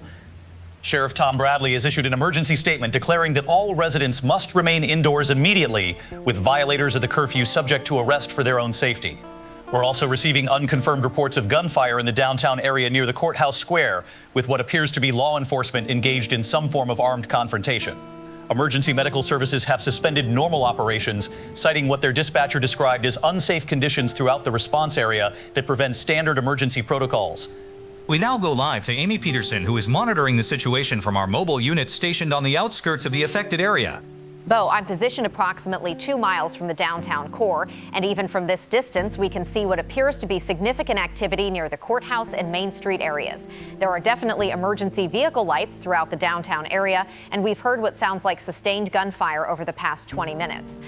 What's most disturbing is that we're not seeing normal emergency response patterns where ambulances and fire trucks would be moving toward incidents. Instead, it appears that emergency vehicles are actually retreating from certain areas, which suggests that first responders are encountering situations they cannot safely handle through standard procedures. I've been monitoring police radio communications, and the terminology they're using is unlike anything I've heard in 15 years of covering emergency situations. Officers are requesting additional units for mass casualty event with multiple hostile subjects, but they're also using phrases like subjects exhibiting non-standard resistance to standard control measures and request immediate backup for encounters with individuals who appear to be deceased but remain mobile. Those are not normal police radio protocols, and they suggest that whatever our officers are dealing with downtown falls outside their standard training parameters. Back to you. Thank you, Amy. We've also been receiving calls to our newsroom from residents throughout the community describing encounters that match the pattern of incidents reported to emergency services. Multiple callers have reported groups of pale individuals approaching homes after dark, with many recognizing these nighttime visitors as neighbors or community members who have been missing over the past several days. What makes these encounters particularly disturbing is that the missing persons appear to be coordinating their activities, moving in organized formations, and testing the security of homes in systematic patterns. Several callers have reported that these individuals specifically request permission to enter homes, using exact phrases like, "Please invite me inside," or "You must let me come in," rather than attempting to force entry through conventional means. We now go live to Dr. Daniel Malloy, who has been consulting with local authorities throughout this crisis and is joining us by phone from a secure location. Thank you, Bo. Based on the reports I've been reviewing throughout the evening, what we're witnessing represents a complete breakdown of conventional threat assessment and emergency response protocols. The coordination described in these attacks, the specific behavioral patterns of the attackers, and the ineffectiveness of standard law enforcement techniques all point to something that falls outside normal criminal activity or even mass psychological events. The fact that multiple witnesses are identifying attackers as previously missing community members suggests either an organized conspiracy of unprecedented scale or some form of condition that fundamentally alters human behavior while preserving memory and recognition capabilities. Most concerning from a public safety standpoint is the apparent immunity of these individuals to conventional deterrent methods, with police reporting that standard crowd control and arrest procedures have proven completely ineffective. What I'm recommending to anyone who can hear this broadcast is that they treat the situation as they would a military invasion or natural disaster of the highest severity level. Secure all entry points to your residence, avoid any contact with individuals who approach your property after dark, and under no circumstances should you permit anyone to enter your home who was not already present before sunset, regardless of how familiar they may appear or how desperate their claimed situation. The pattern of requesting specific permission to enter homes suggests these individuals operate according to rules or limitations that can be used as protection, but only if residents maintain absolute discipline about not voluntarily compromising their home security. I've also advised local authorities to consider the possibility that we are dealing with some form of biological or psychological contagion that spreads through direct contact, which would explain both the organized behavior and the rapid expansion of the affected population. Until we can identify the exact mechanism by which this condition spreads, the only effective containment strategy is complete isolation of unaffected individuals from any potential exposure to those exhibiting the altered behavioral patterns. Dr. Malloy, thank you for that critical assessment. We're continuing to monitor emergency radio communications and will provide updates as the situation develops throughout the night. The mayor's office has not responded to our requests for official comment, and attempts to reach federal or state emergency management agencies have been unsuccessful. We want to emphasize that residents should not attempt to leave their homes tonight under any circumstances, as travel on local roads appears to be extremely dangerous, with multiple reports of vehicles being surrounded and occupants being removed by organized groups of hostile individuals. Regional Medical Center has suspended all non-emergency operations and is operating in lockdown mode, with all staff and patients secured in interior areas of the facility. The power grid remains stable in most areas, though there are reports of deliberate damage to electrical infrastructure in some neighborhoods where the most severe incidents are occurring. We'll continue broadcasting as long as our studio remains secure and operational, providing information and updates as they become available. If you have reliable information about safe locations or effective protective measures, please contact our newsroom, but do not leave your secure location to do so. This has been Bo Brower with Channel 7 News. Stay inside, stay quiet, and do not open your doors for anyone tonight.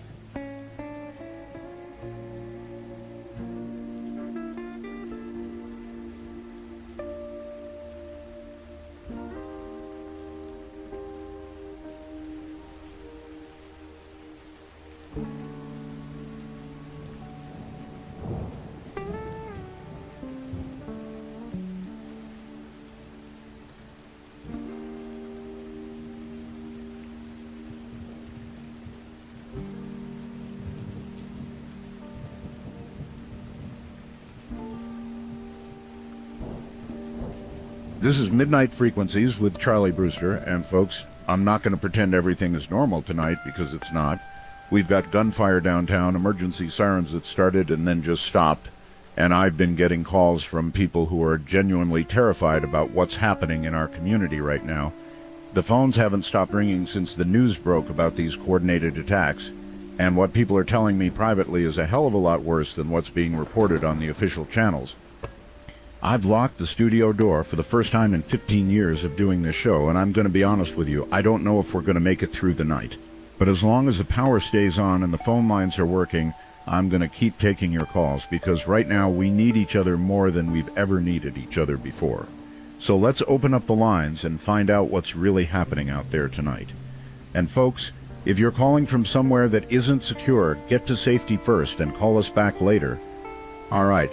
Let's take our first call tonight. We've got Janet on the line. And Janet, you called in a couple nights ago about the hospital situation. Charlie, I'm calling from the hospital and we're in complete lockdown right now. All the entrances are barricaded. We've got security guards with shotguns at every door, and the emergency department has been closed to new patients since 8 p.m. But that's not why I'm calling. I'm calling because about an hour ago we started seeing people gathering in the parking lot, just standing perfectly still under the streetlights, and I recognise at least half of them as patients who disappeared from their rooms over the past few days. They're not trying to get inside. They're not making noise. They're just standing there watching the building like they're waiting for something. Charlie, I've been working nights at this hospital for 12 years and I've never been scared to be here. But tonight I'm terrified. The ones standing out there, they all have that same pale skin and those reflective eyes that people have been talking about. And when the security lights hit them, they don't blink or move or react like normal people would. It's like they're not really alive anymore, but they're still walking around and they still remember where they used to go when they were sick. Janet, are you safe where you are right now? How many staff members are with you? We've got maybe 20 people total in the whole hospital, all huddled in the centre areas away from windows. The doctors are saying we need to wait for daylight before we try to leave, but Charlie, I don't think some of us are going to make it that long. We can hear them moving around the building, testing doors and windows, and every few minutes more of them show up. Janet, stay safe and stick together with your colleagues. Let's hear from our next caller. We have Marcus on the line. What are you seeing, Marcus? Charlie, I wish to God I'd never driven down Maple Street that day because I think I saw the beginning of all this madness. Tonight around 9 p.m. I was trying to get home when my truck got surrounded by a group of maybe 8 people near the intersection by Miller's Creek.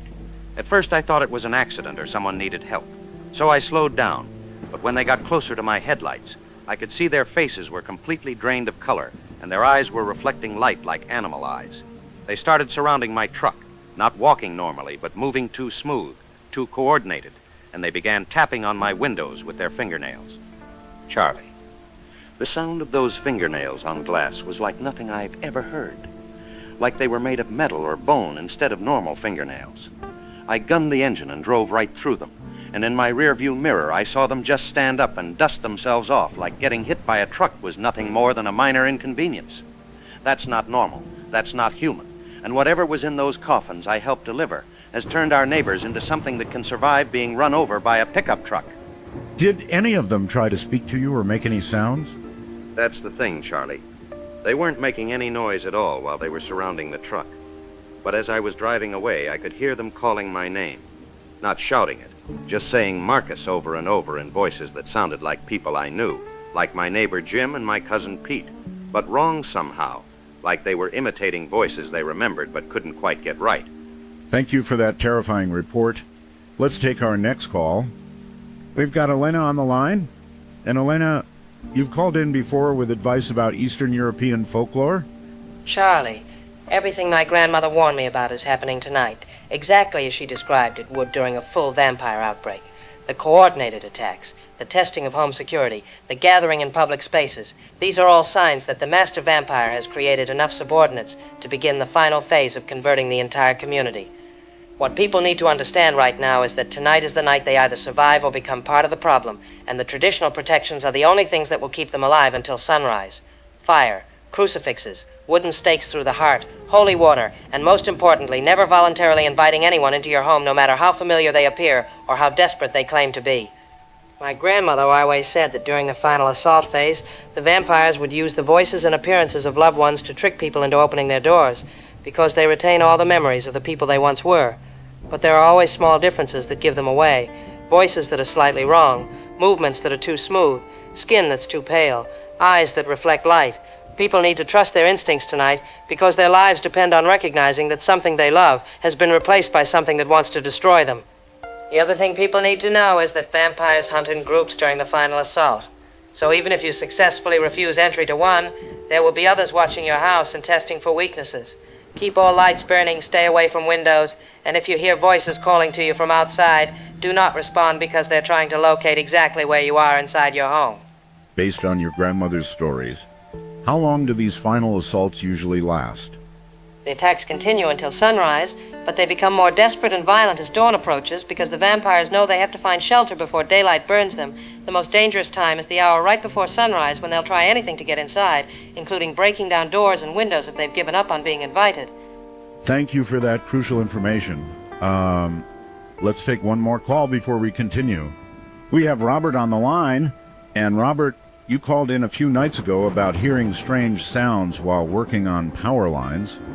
Charlie, I'm calling from my truck where I've been hiding for the past 2 hours after what I saw near the Moore estate tonight.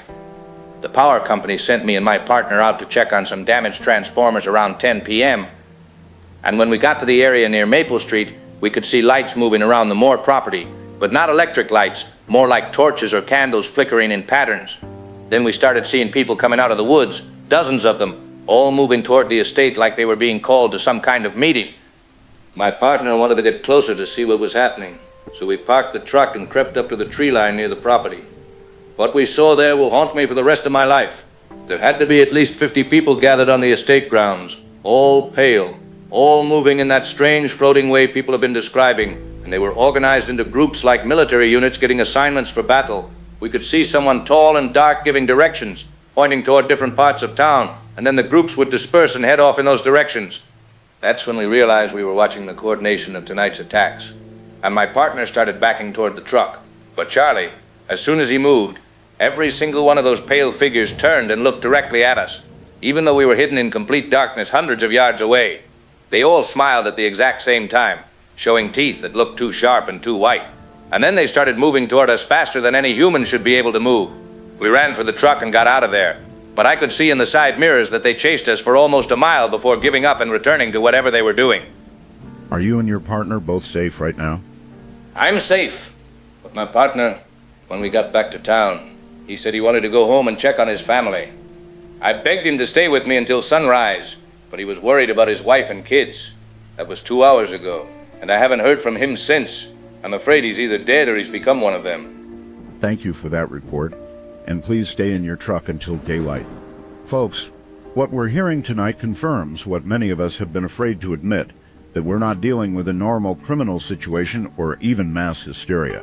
We're facing something that operates according to rules we don't understand, with capabilities that exceed normal human limitations, and it's organized in ways that suggest intelligence and planning. The reports of coordination from the Moore estate match what Elena has been telling us about vampire folklore, and the pattern of attacks matches what authorities have been describing as unprecedented and unexplainable. I don't know how many more calls we'll be able to take tonight, because I can hear sounds outside this building that are making me very nervous. But as long as we're on the air, we'll keep sharing information that might help people survive until sunrise. Remember what Elena said about not inviting anyone inside. Keep fires burning. Stay away from windows, and trust your instincts if something doesn't feel right about a familiar face. This has been Charlie Brewster with Midnight Frequencies. And folks, if we don't make it through tonight, it's been an honor serving this community for 15 years.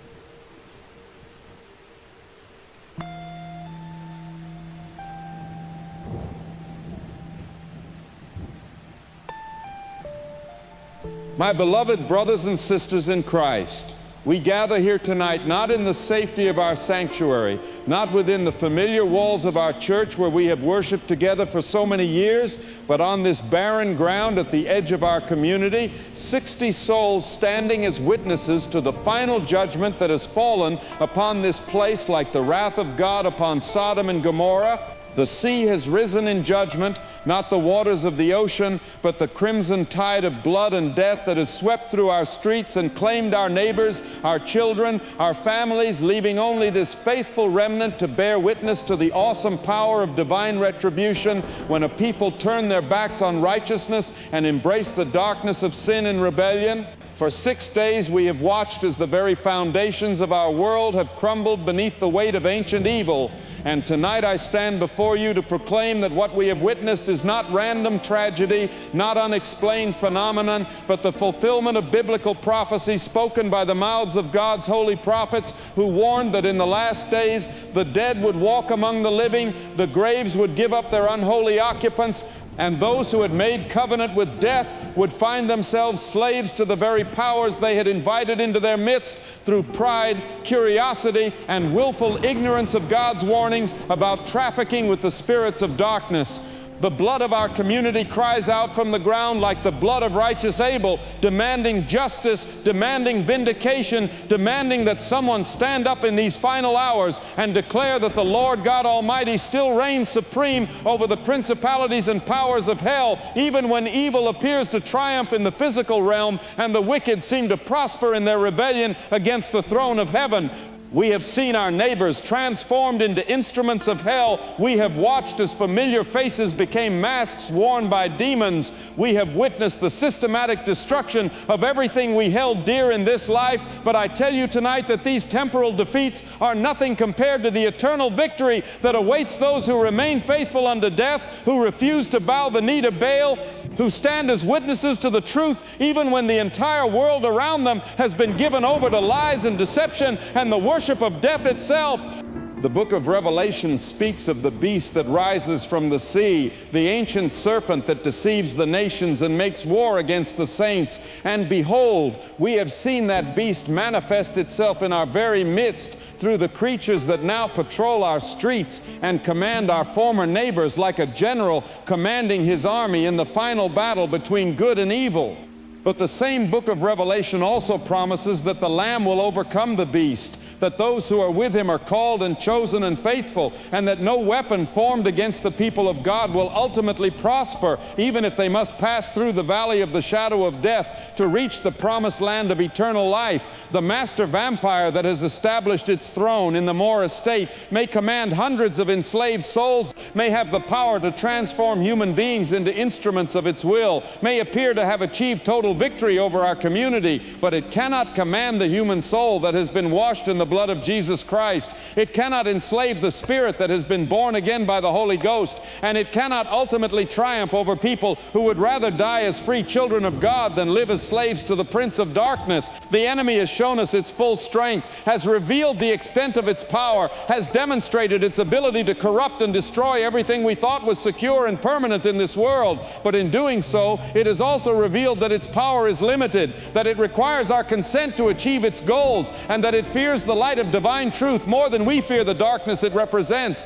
Every person who is taken against their will has been enslaved, yes, but those who were taken willingly, those who opened their doors to invitation, those who surrendered their threshold sanctity through fear or curiosity or despair, they demonstrate that evil can only triumph when good people choose to stop fighting, when righteous people decide that resistance is futile, when the faithful conclude that God has abandoned them to their enemies and that prayer and faith are inadequate weapons against the forces of hell. But we 60 who remain, we who have seen our entire world consumed by darkness and yet still maintain our hope in the living God, we prove that even the gates of hell cannot prevail against the church that is built on the rock of divine truth and sealed by the blood of the Lamb who was slain from the foundation of the world.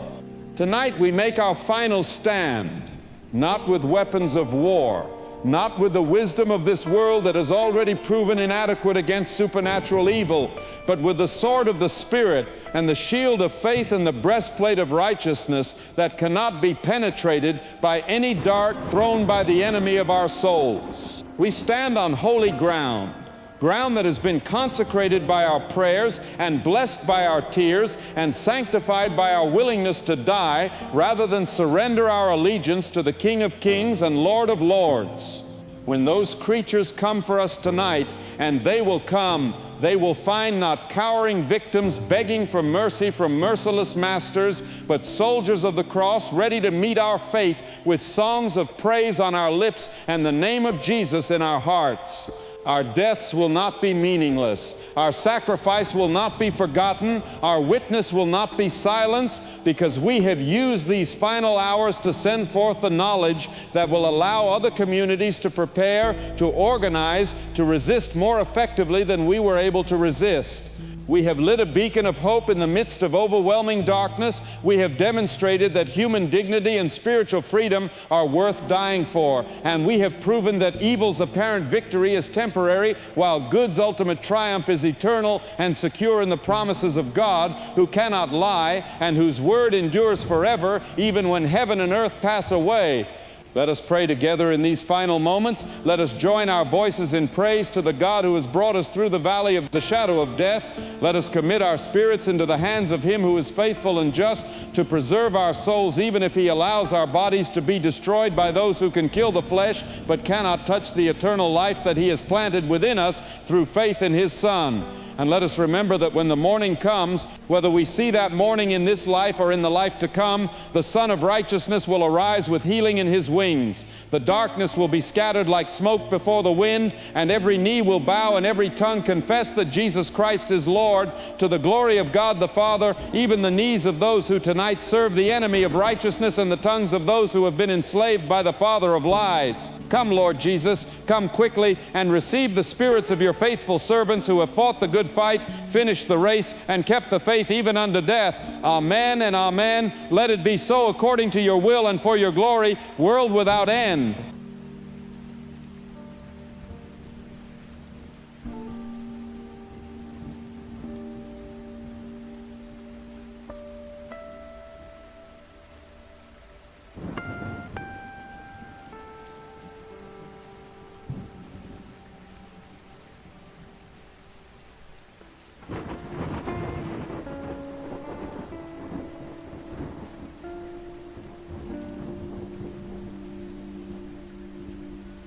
This is Bo Brower with Channel 7 News, continuing our live coverage of the crisis that has engulfed our community. It is now 11:40 p.m., and we are maintaining continuous broadcasts throughout the night as this situation has escalated far beyond normal emergency protocols. In the past hour, we have received confirmation that downtown commercial district has been effectively abandoned by law enforcement, with Sheriff Tom Bradley confirming that his remaining deputies have established a defensive perimeter approximately 1 mile from the courthouse square. What began as reports of coordinated attacks on residential areas has now expanded into what can only be described as a complete breakdown of civil order, with groups of hostile individuals moving freely through previously secured areas of our community. We've lost contact with our field reporter Amy Peterson, whose last transmission came from the mobile unit at approximately 10:15 p.m. when she reported seeing what she described as dozens of figures moving through the downtown area in organized formations. Since that time, all attempts to reestablish communication with our field crew have been unsuccessful, and we are operating under the assumption that conditions in the field have become too dangerous for standard news gathering operations. We're now receiving reports through emergency radio channels that multiple residential neighborhoods have gone completely dark, not from power failures, but because residents have voluntarily shut off all exterior lighting in attempts to avoid drawing attention to their locations. What makes this particularly ominous is that witnesses describe seeing movement throughout these darkened areas, suggesting that the attackers are continuing their systematic approach to individual homes, even when normal visibility is severely limited. The Sheriff's Department has acknowledged that they are no longer responding to individual distress calls, instead focusing their remaining resources on establishing evacuation corridors for daylight hours when civilian movement might be possible. Hospital Administrator Dr. Patricia Wells contacted us approximately 30 minutes ago to report that Regional Medical Center has sealed all entrances and is operating in complete lockdown mode after what she described as attempted breach by multiple hostile individuals who appeared to have detailed knowledge of the facility's layout and security procedures. She confirmed that hospital security encountered attackers who seemed to know exactly where staff members were located within the building, suggesting either inside information or surveillance capabilities that exceed normal human limitations. We now go live by phone to Dr. Daniel Malloy, who has been monitoring the situation from a secure location and consulting with what remains of local emergency management. But what we're witnessing tonight represents a complete failure of every assumption that underlies modern emergency response and public safety protocols. The attackers are demonstrating tactical coordination that exceeds anything we would expect from spontaneous civil unrest, combined with physical capabilities that allow them to operate effectively in complete darkness and overcome standard security measures. Most concerning is their apparent immunity to conventional deterrent methods, with multiple reports of individuals who continue attacking even after sustaining what should be incapacitating injuries. The pattern of systematic neighborhood-by-neighborhood advancement suggests we are dealing with an organized force that has specific objectives and the discipline to execute complex operations under adverse conditions. From a threat assessment standpoint, I can no longer recommend conventional survival strategies such as evacuation or seeking help from traditional emergency services. The evidence suggests that movement during nighttime hours results in almost certain capture, While daytime evacuation attempts may be compromised by the attacker's apparent ability to track and intercept civilian movements, what I'm advising anyone who can hear this broadcast is to treat this as a siege situation where your primary objective is to remain undetected until whatever is happening either resolves itself or outside assistance arrives. The reports of attackers specifically requesting permission to enter homes suggest they operate according to some form of limitation or rules system that can be exploited for protection. Maintain absolute silence, avoid any form of lighting that could be detected from outside, and under no circumstances should you respond to voices or sounds that might be attempts to determine your exact location within your residence. We may be dealing with something that falls outside the normal parameters of human behavior or psychology, which means survival depends on abandoning conventional social responses and treating any contact with unknown individuals as potentially lethal. Dr. Malloy, thank you for that assessment. We want to emphasize to our viewers that Dr. Malloy's recommendations should be taken as official guidance in the absence of any coordinated emergency response from local or state authorities. We have been unable to establish contact with the mayor's office, county emergency management, or any state-level crisis coordination centers that would normally be operational during events of this magnitude. The phone systems appear to be functioning in most areas, but cellular towers in several neighborhoods have gone offline, possibly due to deliberate damage rather than technical failures. Our own studio has implemented additional security measures after receiving reports that other media facilities in the area have been specifically targeted by groups of attackers. We are operating with a skeleton crew and have established backup broadcasting capabilities in the event that our primary transmission equipment is compromised. The decision to maintain continuous coverage throughout the night was not made lightly, but we believe that information sharing may be the only effective tool available for community survival at this point.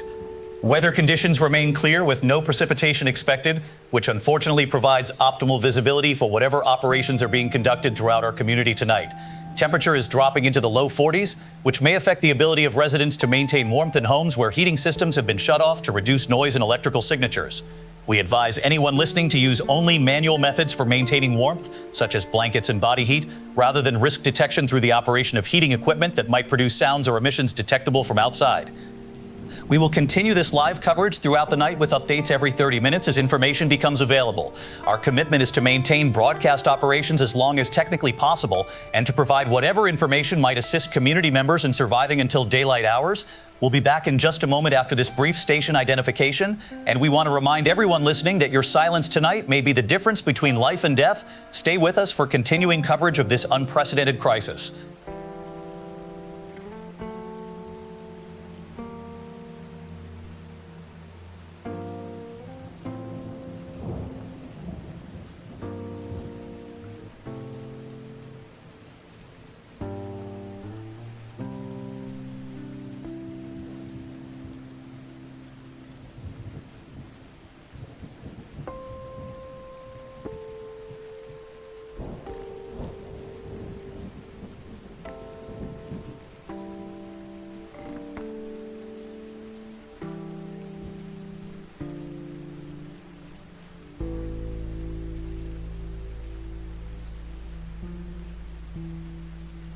This is Midnight Frequencies with Charlie Brewster, and I'm going to be blunt with you folks. I don't think most of us are going to see tomorrow morning. It's 12:30 a.m. and the sounds outside this building have gotten so bad that I've barricaded the door with my desk, and I'm broadcasting from under the console with just a flashlight.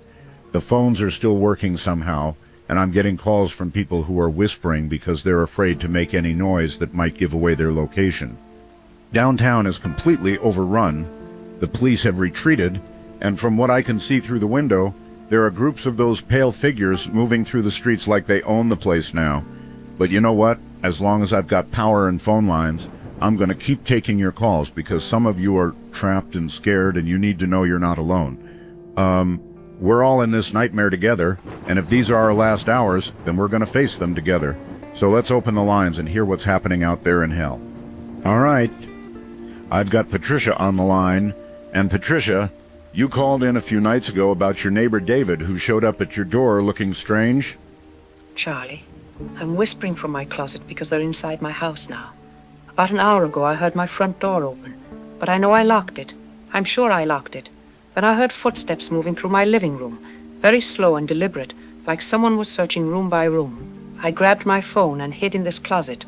And Charlie, I can hear them talking to each other in voices that sound like my neighbor's, but they're discussing me like I'm not a person, like I'm just meat they're planning to harvest. One of them said, "She's here somewhere. I can smell her fear." And another one answered in what sounded exactly like my sister's voice, but my sister died 3 years ago. They're using the voices of people I love to hunt me, and I think they know exactly where I'm hiding, because the footsteps keep getting closer to this closet door. If something happens to me, tell people that they can get inside your house even if you don't invite them. The rules don't work the way Elena said they would. Patricia, stay as quiet as you can. Are you sure you didn't accidentally invite someone in earlier? I've been thinking about that. And earlier today when the mailman came by, I might have said, "Come on in," when he was bringing a package to the door. But Charlie, that was during daylight hours, and he looked completely normal. Patricia, stay hidden and stay quiet. Let's take our next call. We've got Michael on the line. And Michael, you called in a few shows ago about hearing your deceased brother's voice calling to you from the woods? Charlie, I'm calling from my basement because my house is completely surrounded. There have to be at least 20 of them out there, and they've been taking turns calling to me using different voices for the past 4 hours. First it was my brother again, then my ex-wife, then my old high school coach, even my grandmother who died when I was 12. They know things about my life that nobody should know, personal conversations I had with these people before they died, private moments that nobody else was present for. But here's what's really messing with my head, Charlie. About 30 minutes ago, one of them started using my own voice, calling to me from outside and saying things I might actually say if I was trying to convince myself to come outside. It said, "Michael, you're being paranoid. Just open the door and see that everything is normal," in exactly my own voice and speech patterns. How can they imitate a person so perfectly when that person is still alive? That's absolutely terrifying. Are they still out there? They never left. They just keep rotating who's doing the talking. Right now, it sounds like my neighbor's kid asking for help with homework. But when I look through the basement window, I can see pale figures standing in my yard just staring at the house. They're not even trying to break in anymore. They're just waiting like they know I'll eventually give up and come outside on my own. Michael, do not go outside no matter what you hear.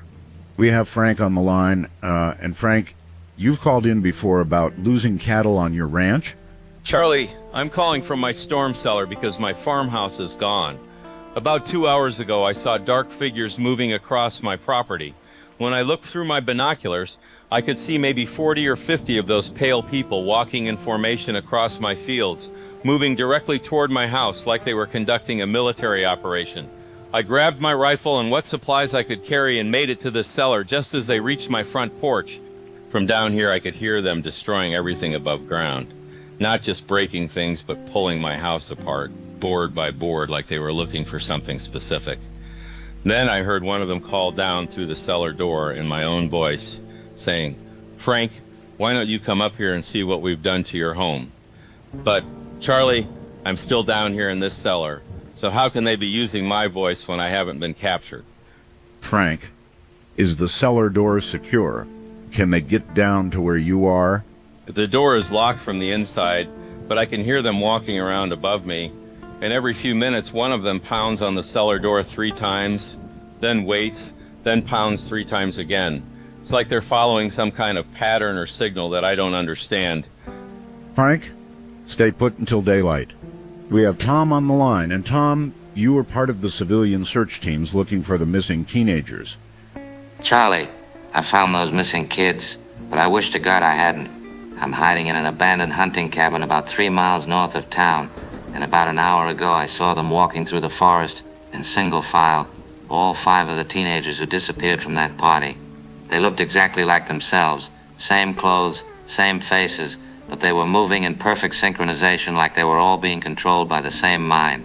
When they got close to this cabin, one of them called out, "Tom, we know you're in there. Why don't you come out and join us?" But here's the thing, Charlie. None of those kids ever knew my name when they were normal. I'd seen them around town, but we'd never been introduced. So how did they know who I was? Then they started describing things about my personal life, my job, my family, details that even my close friends don't know. It's like becoming one of them gives you access to information about everyone in the community. Like they're all connected to some kind of network that knows everything about all of us. Tom, are they still near the cabin? They left about 20 minutes ago. But before they went, one of them said, "We'll be back for you before sunrise, Tom. There's nowhere you can hide that we won't find you." And Charlie, it said that in my own father's voice, and my father has been dead for 8 years. Tom, thank you for that report, and stay hidden.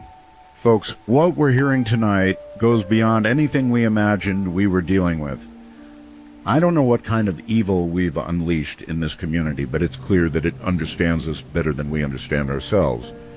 The sun should start coming up in about 4 hours, and from what Elena has told us, that might be our only hope for survival. Until then, don't trust any voice you hear, don't believe anything they tell you, and remember that they're using our own emotions and memories against us. This has been Charlie Brewster with Midnight Frequencies, and folks, if you're still alive when the sun comes up, count yourself among the lucky ones.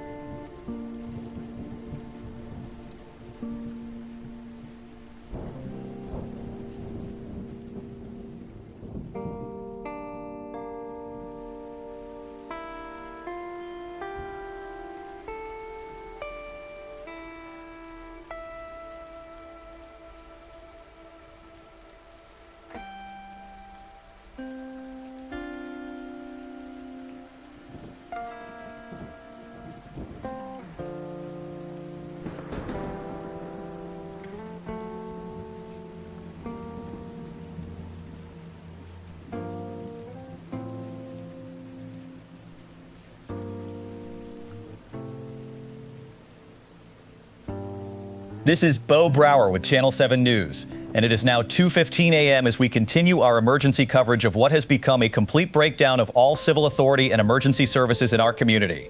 In the past hour, we have lost contact with the Sheriff's Department Command Center, with our last communication indicating that their defensive perimeter has been breached and remaining personnel are retreating to undisclosed locations. The electrical grid has begun failing systematically across multiple neighborhoods, with power outages spreading from the downtown core outward in what appears to be deliberate infrastructure targeting rather than random equipment failure. Our own studio is now operating on backup generator power, and we estimate we have approximately 4 hours of fuel remaining before we lose broadcasting capability entirely. We want to be absolutely clear with anyone still listening that traditional emergency services are no longer available, that law enforcement has effectively abandoned normal patrol operations, and that residents are now completely dependent on their own resources for survival until daylight hours. The magnitude of this crisis has exceeded every contingency plan and emergency protocol that our community had in place, and we are essentially operating in a war zone where normal rules of civil society no longer apply. In the past 30 minutes, we have received reports that the municipal water treatment facility has been deliberately damaged, resulting in complete loss of water pressure throughout most residential areas.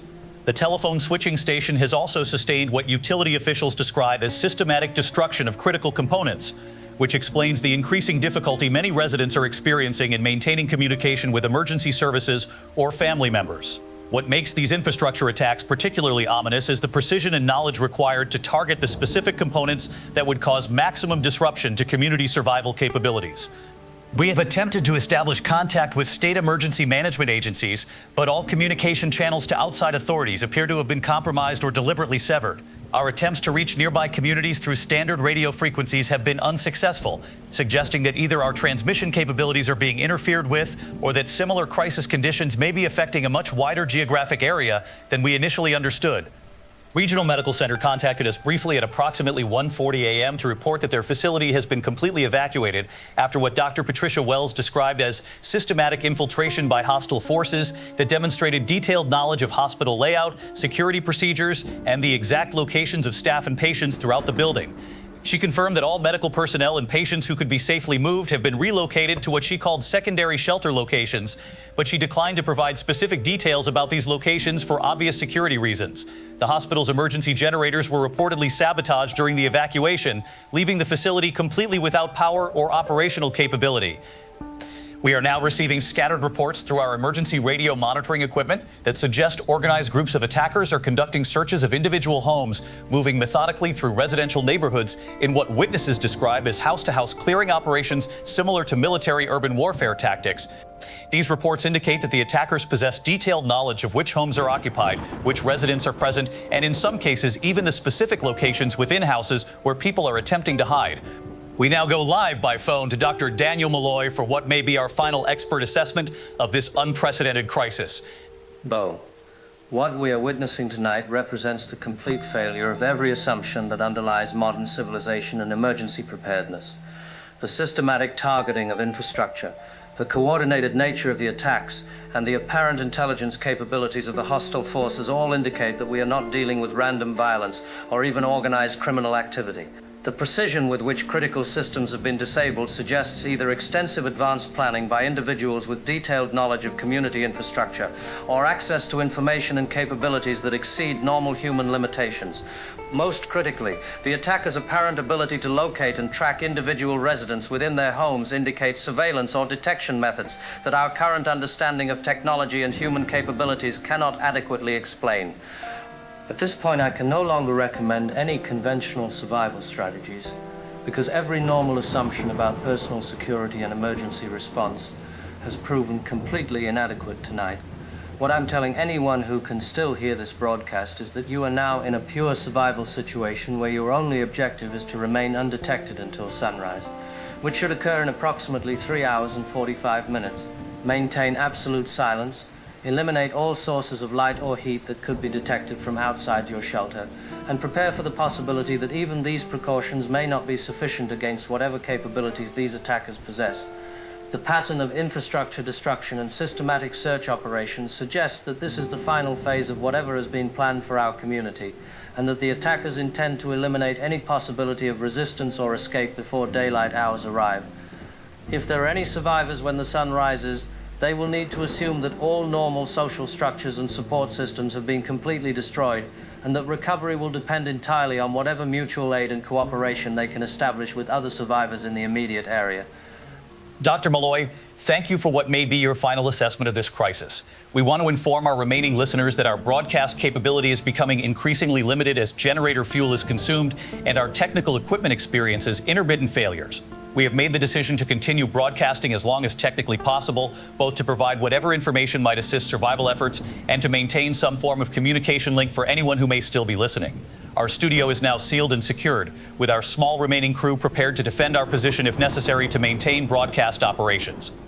The emergency broadcast system has not been activated by any government authority, suggesting that either those authorities are no longer operational or that they have deliberately chosen not to provide information or assistance to affected communities.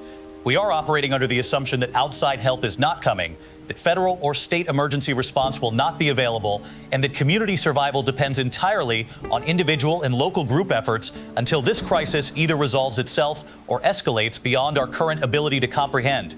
For anyone still listening, we want to emphasize that sunrise is expected at approximately 6:20 a.m., which is now less than 4 hours away. Weather conditions remain clear with no precipitation expected, which should provide optimal visibility for any daylight survival or recovery operations that may be possible once this night ends. Temperature will continue dropping into the upper 30s, so anyone in unheated shelter should take precautions against hypothermia while maintaining the silence and darkness necessary to avoid detection. We will attempt to continue this broadcast for as long as our equipment remains operational, providing updates and information as it becomes available. This is Bo Brower with Channel 7 News, and if this is our final transmission, we want to say that it has been our honor to serve this community for over 2 decades. Stay hidden, stay quiet, and may God help us all survive until morning.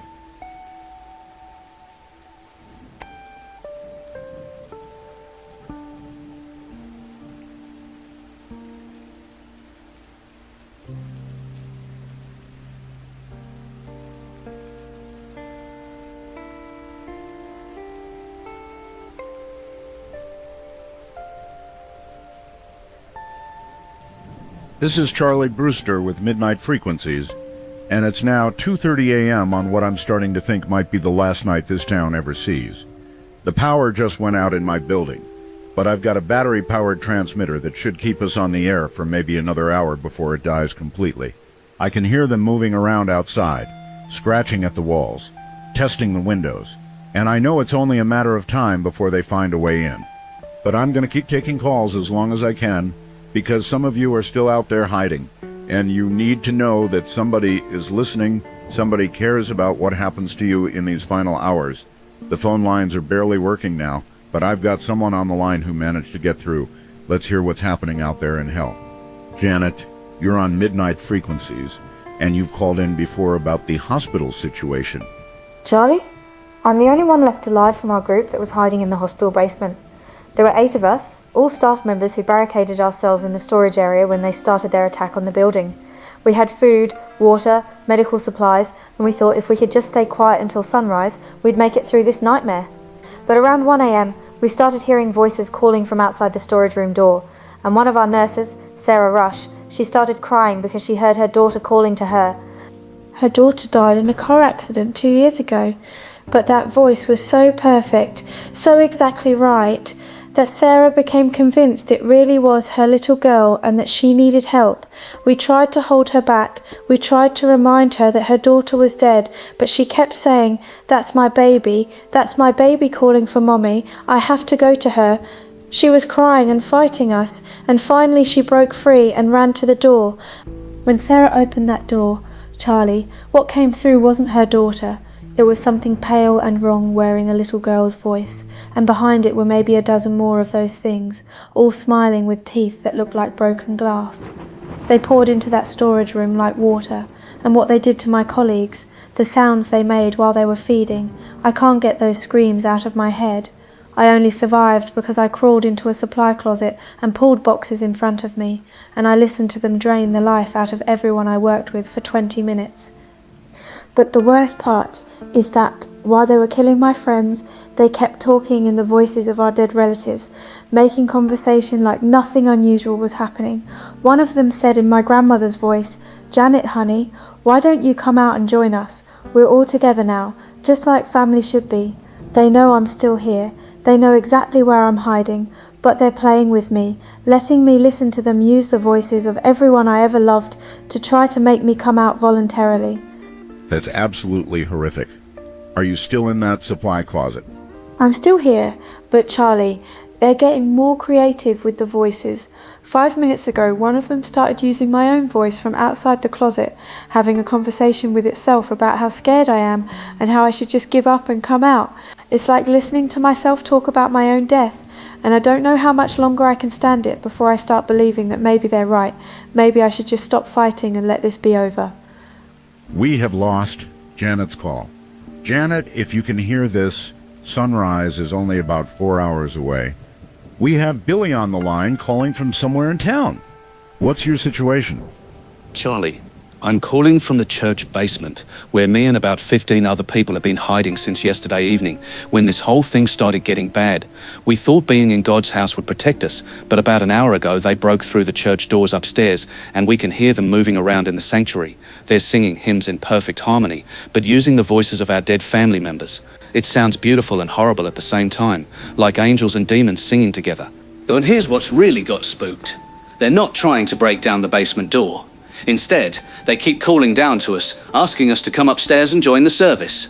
They're using Pastor Matthews's voice, saying things like, "Come up and receive communion, come up and be saved, come up and join your loved ones in eternal life." Some of the people down here with me are starting to think maybe we should go up there. Maybe this is God's plan for ending our suffering. Do not go upstairs. That's not Pastor Matthews, and it's not God calling to you. I know that in my head, but my heart is telling me something different. When they sing those hymns, when they use the voices of people we buried years ago, it feels like maybe death isn't the end. Maybe there's something beautiful waiting for us if we just stop being afraid and go to them. That's exactly what they want you to think. Stay in that basement until sunrise. We have one more caller on the line. Linda, you've called before about watching the Moore estate. Charlie, I'm calling from my car parked about 5 miles outside town because I couldn't stay in my house anymore.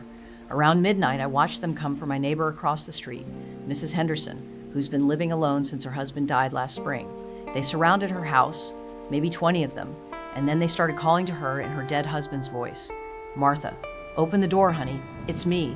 It's George. I've come back for you like I promised I would." Mrs. Henderson held out for maybe an hour, but you could see her silhouette in the window, and she kept getting closer and closer to the front door. Finally, she opened it, and what walked into her house, it looked exactly like her husband from a distance. Same height, same walk, but when the porch light hit its face, I could see it was all wrong. Too pale, eyes that reflected light. The moment she let it cross the threshold, the others poured in behind it. I could hear her screaming, furniture breaking, the sound of glass shattering. And then, God, I saw them drag her into the yard. They held her down in the grass, tore at her with their nails like wild animals, and bit into her throat until blood sprayed across the porch. She tried to fight, but there were too many of them, clawing, tearing chunks out of her while she kicked and thrashed. By the time she stopped moving, they were covered in her blood, drinking it, smearing it across their faces like war paint. And then, when there was nothing left but a torn body, they just left her there like garbage and turned their eyes on the rest of the street. After they killed Mrs. Henderson, they started working their way down the street house by house, and I knew my turn was coming.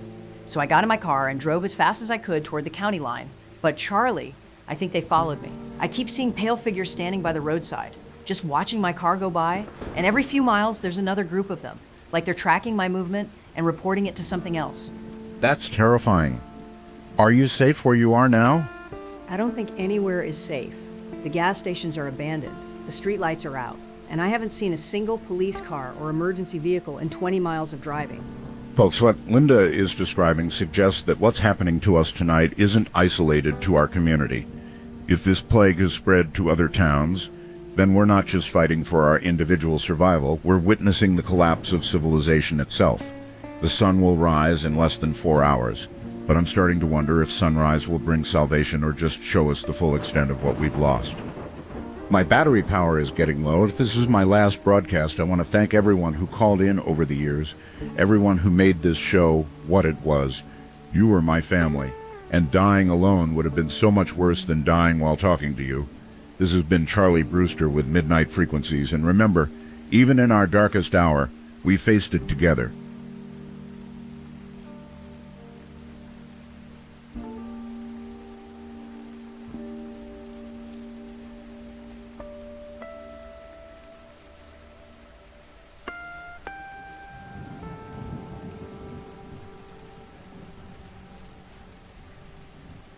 My friends, what we are witnessing is not random evil, but the activation of an ancient harvesting protocol orchestrated by the archonic bloodlines.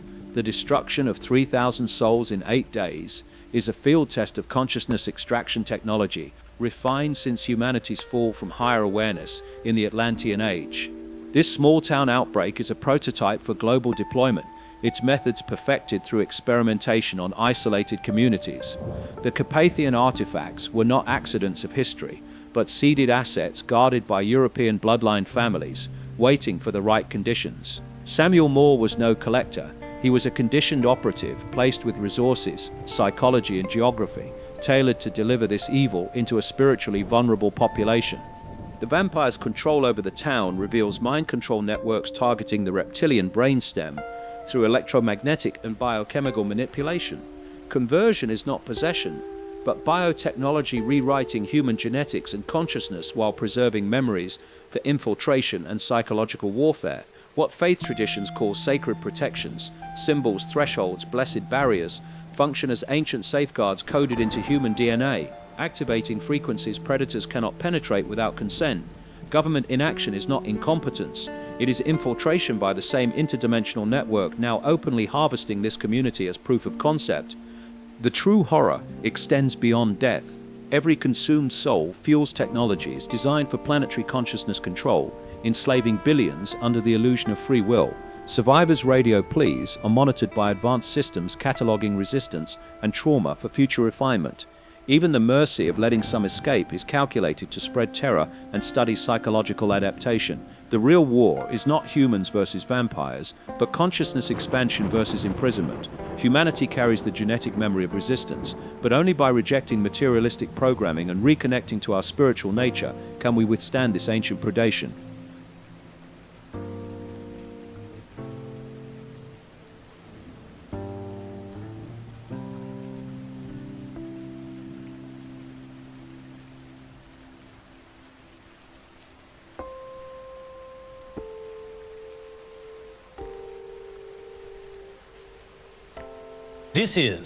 This is Bo Brower with Channel 7 News, and I don't know if anyone is still listening, but it's now 4:10 a.m. and I think we're in the final hours. Our generator ran out of fuel 20 minutes ago, and we're broadcasting on emergency battery power that should last maybe another 30 minutes before we lose everything.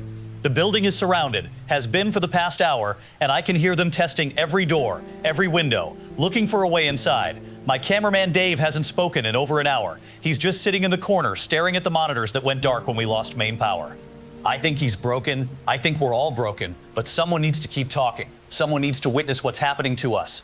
We lost contact with Amy Peterson hours ago. We never heard back from any of our field crews, and the emergency radio channels have gone completely silent. No police dispatch, no fire department, no ambulance services, nothing but static on every frequency that should be coordinating emergency response. I think we might be the last official voice left in this community, the last people trying to maintain some record of what happened here tonight. The sounds outside are getting worse.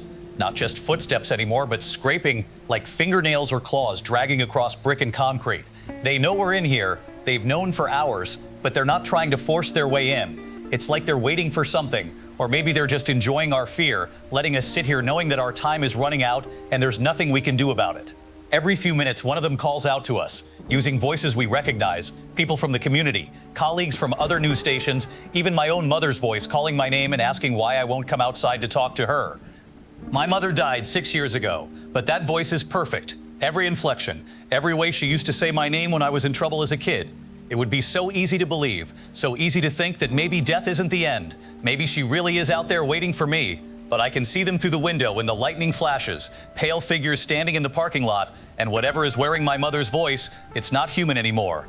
I tried calling Dr. Malloy about an hour ago, but the phone just rings and rings. Same with the hospital, the sheriff's department, City Hall. Everywhere I try to reach just rings forever, or goes to busy signals that never clear.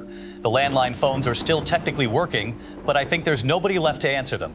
We might be the only people left alive in this entire community, sitting in this studio with failing batteries, surrounded by things that used to be our neighbors.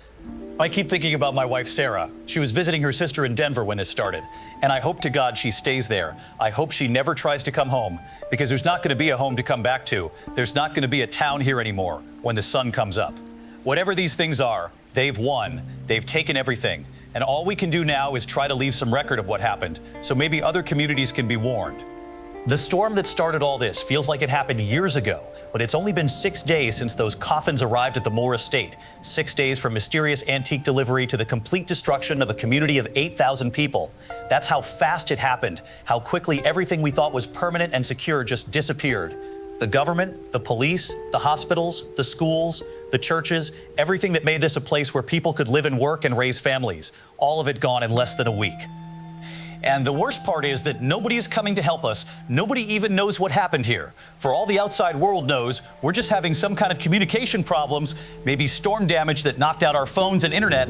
They have no idea that an entire town has been consumed by something that shouldn't exist, something that our modern world has no way to comprehend or defend against. I can hear them talking now, right outside the studio door, having casual conversations in the voices of people I've known for 20 years. They're discussing the weather, talking about weekend plans, commenting on local news stories, just normal small-town chatter, except they're doing it while standing over the bodies of everyone who used to live here. It's like they're performing some grotesque parody of human social interaction, using our voices and our memories to entertain themselves while they wait for us to die. The battery power indicator is flashing red now, which means we probably have less than 10 minutes before the transmitter shuts down completely. When that happens, this will be the end of Channel 7 News, the end of any official record of what happened to our community. Dave is still sitting in the corner, but he's not responding when I talk to him anymore. I think the stress has finally broken his mind. And honestly, I'm starting to understand why that might be a mercy. If anyone is still listening, if there's anyone out there who survived this nightmare, I want you to know that we tried. We tried to tell the truth, tried to warn people, tried to maintain some connection between the members of our community, even when everything else was falling apart. We stayed on the air until the very end, and I hope that means something. I hope our voices gave someone comfort during the worst night of their lives. Sunrise should be in about 2 hours, but I don't think we're going to see it. The scraping sounds are getting louder, and I think they've found a way to get at the building's electrical systems because even our emergency lighting is starting to flicker. When those lights go out, when this studio goes completely dark, I think that's when they'll come for us. And honestly, after 6 days of this hell, after watching our entire world disappear one neighbor at a time, maybe it's time to stop fighting and let this be over. This has been Bo Brower with Channel 7 News, and if this is our final broadcast, then I want to say goodbye to Sarah. I want to tell her I love her, and I'm sorry I couldn't come home. To anyone who might hear this recording someday, remember that we were here, remember that we mattered, and whatever you do, Don't let them bring any more of those coffins into your communities. The dead should stay buried, and some antiques should never be.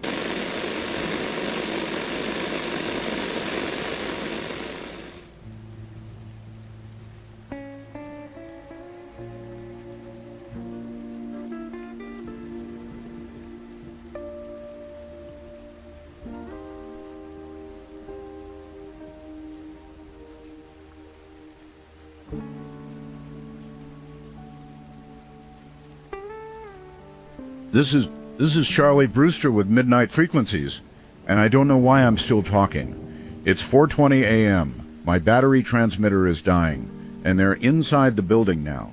I can hear them moving through the halls, opening doors, checking every room, getting closer to this studio with every minute that passes. But the phones are still working somehow, and people are still calling, still reaching out in these final hours because we need each other. We need to not die alone.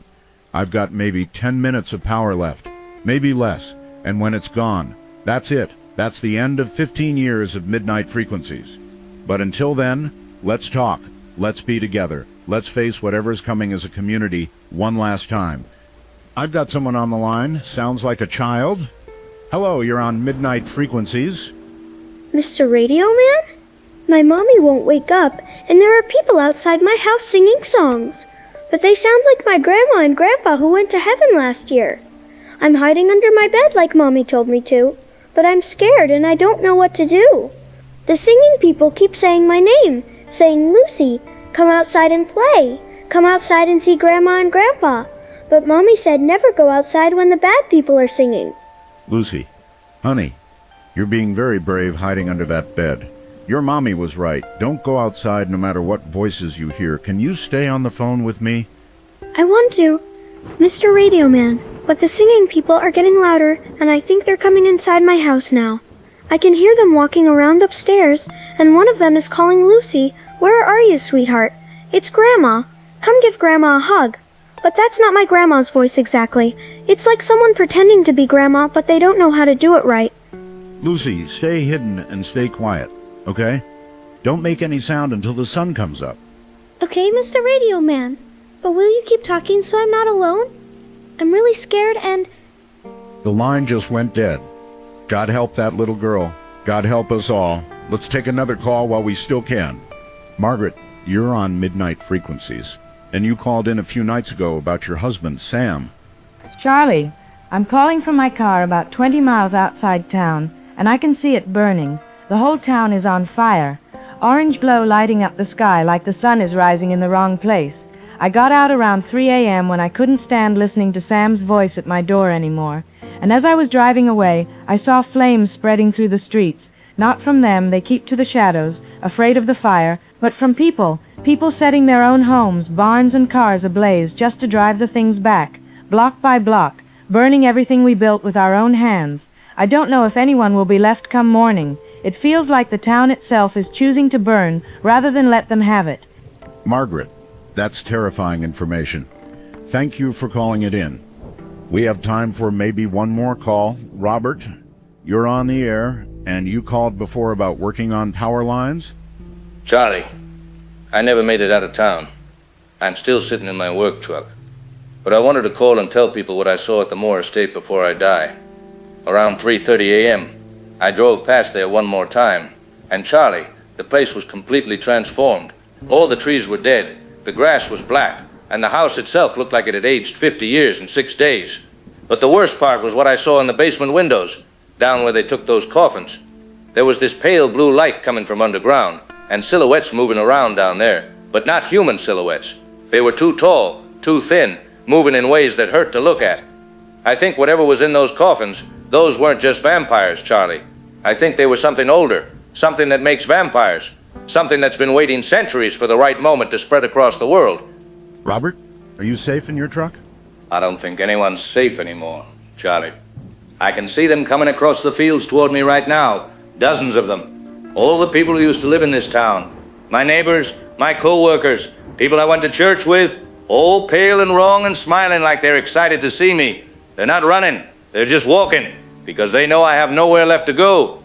Thank you for calling, and try and make it to dawn. Folks, my transmitter is about to die, and I can hear them right outside the studio door now. This has been Charlie Brewster with Midnight Frequencies, broadcasting from a dying town on what might be the last night of the world. We tried to warn everyone, we tried to share information, we tried to help each other survive. I don't know if we saved anyone, but we stayed together until the...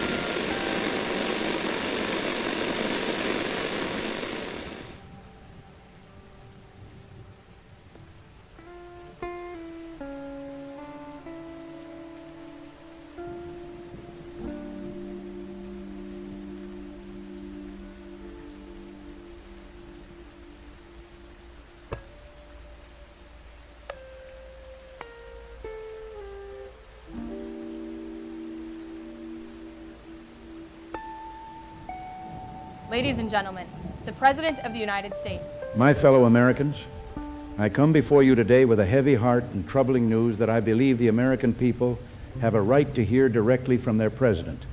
In the early morning hours, federal investigators and emergency response teams arrived at a small community that had lost all communication with the outside world during what was reported as severe weather conditions. What they discovered there defies easy explanation and challenges our understanding of what is possible in these United States of America. The entire town, a community of over 8,000 souls, men, women, and children who went about their daily lives just as you and I do, had simply vanished. Not destroyed by natural disaster, not evacuated by emergency services, but gone as if they had never been there at all. The houses remain standing, the streets are intact, but there is not a single living person to be found anywhere within the town limits. Now, I know that sounds like something out of a science fiction movie, and I wish I could tell you that's all it is. But our federal agents, seasoned professionals who have seen everything from natural disasters to terrorist attacks, are telling us that this situation is unlike anything in their experience or training. There are no signs of violence, no evidence of mass evacuation, no indication that the residents left their homes voluntarily. Personal belongings remain undisturbed, meals were left half-finished on kitchen tables, children's toys are scattered in living rooms exactly as they would be during normal family activities. It's as if an entire community simply stepped out of existence sometime during the night hours, leaving behind only empty buildings and unanswered questions. Now, I've been in this office long enough to know that the American people don't want their president to speculate or engage in wild theories when faced with unusual circumstances. You want facts, you want honest assessment, and you want to know what your government is doing to get to the bottom of this mystery. Here are the facts as we know them. Beginning several days ago, federal monitoring stations began receiving fragmented radio transmissions and emergency broadcasts from this community describing what local authorities initially characterized as unusual criminal activity and missing persons cases. These transmissions escalated throughout the week, with local news broadcasts and radio programs reporting increasingly disturbing incidents that our analysts frankly dismissed as local panic or mass hysteria. The final transmissions, received in the early morning hours, described coordinated attacks throughout the community and complete breakdown of local emergency services. Communication was lost entirely at approximately 4:30 a.m., and when federal agencies gained access to the area this morning, they discovered a situation that has no precedent in American history. I have directed every relevant federal agency to treat this as a matter of highest national priority. The Federal Bureau of Investigation, the Centers for Disease Control, the Department of Defense, and other specialized agencies are coordinating what may be the largest missing persons investigation ever undertaken by the federal government. We are exploring every possible explanation, from environmental causes to technological factors, from potential chemical exposure to possibilities that frankly stretch the boundaries of current scientific understanding. I want to be clear with the American people about what we do not know, because speculation and rumors help nobody in a situation like this.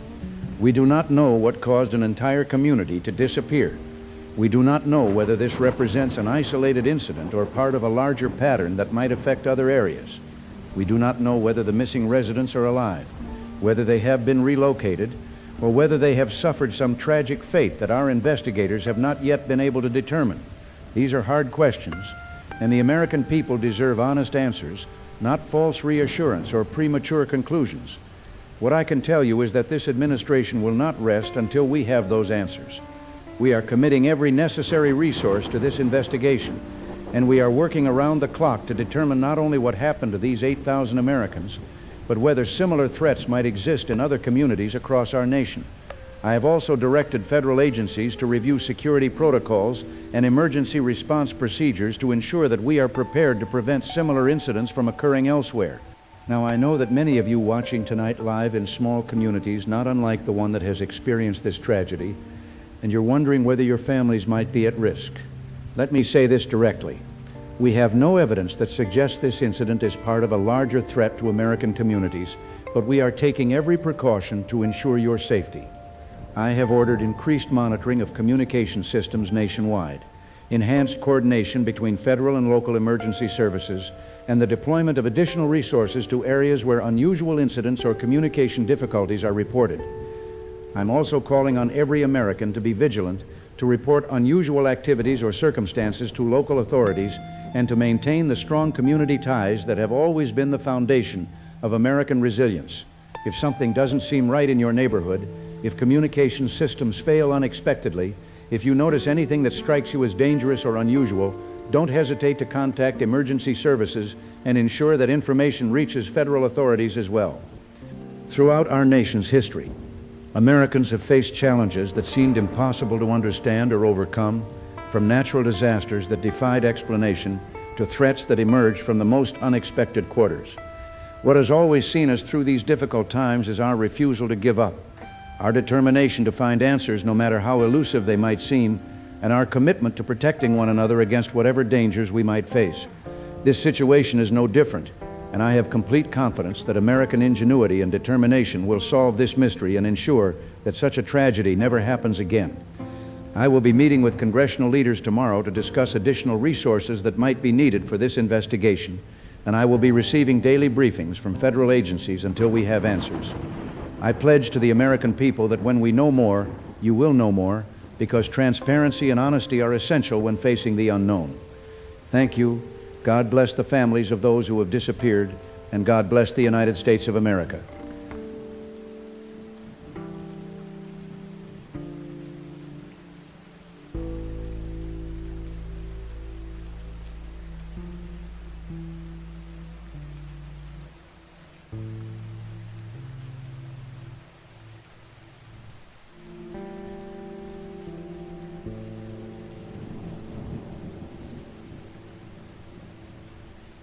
Mm-hmm.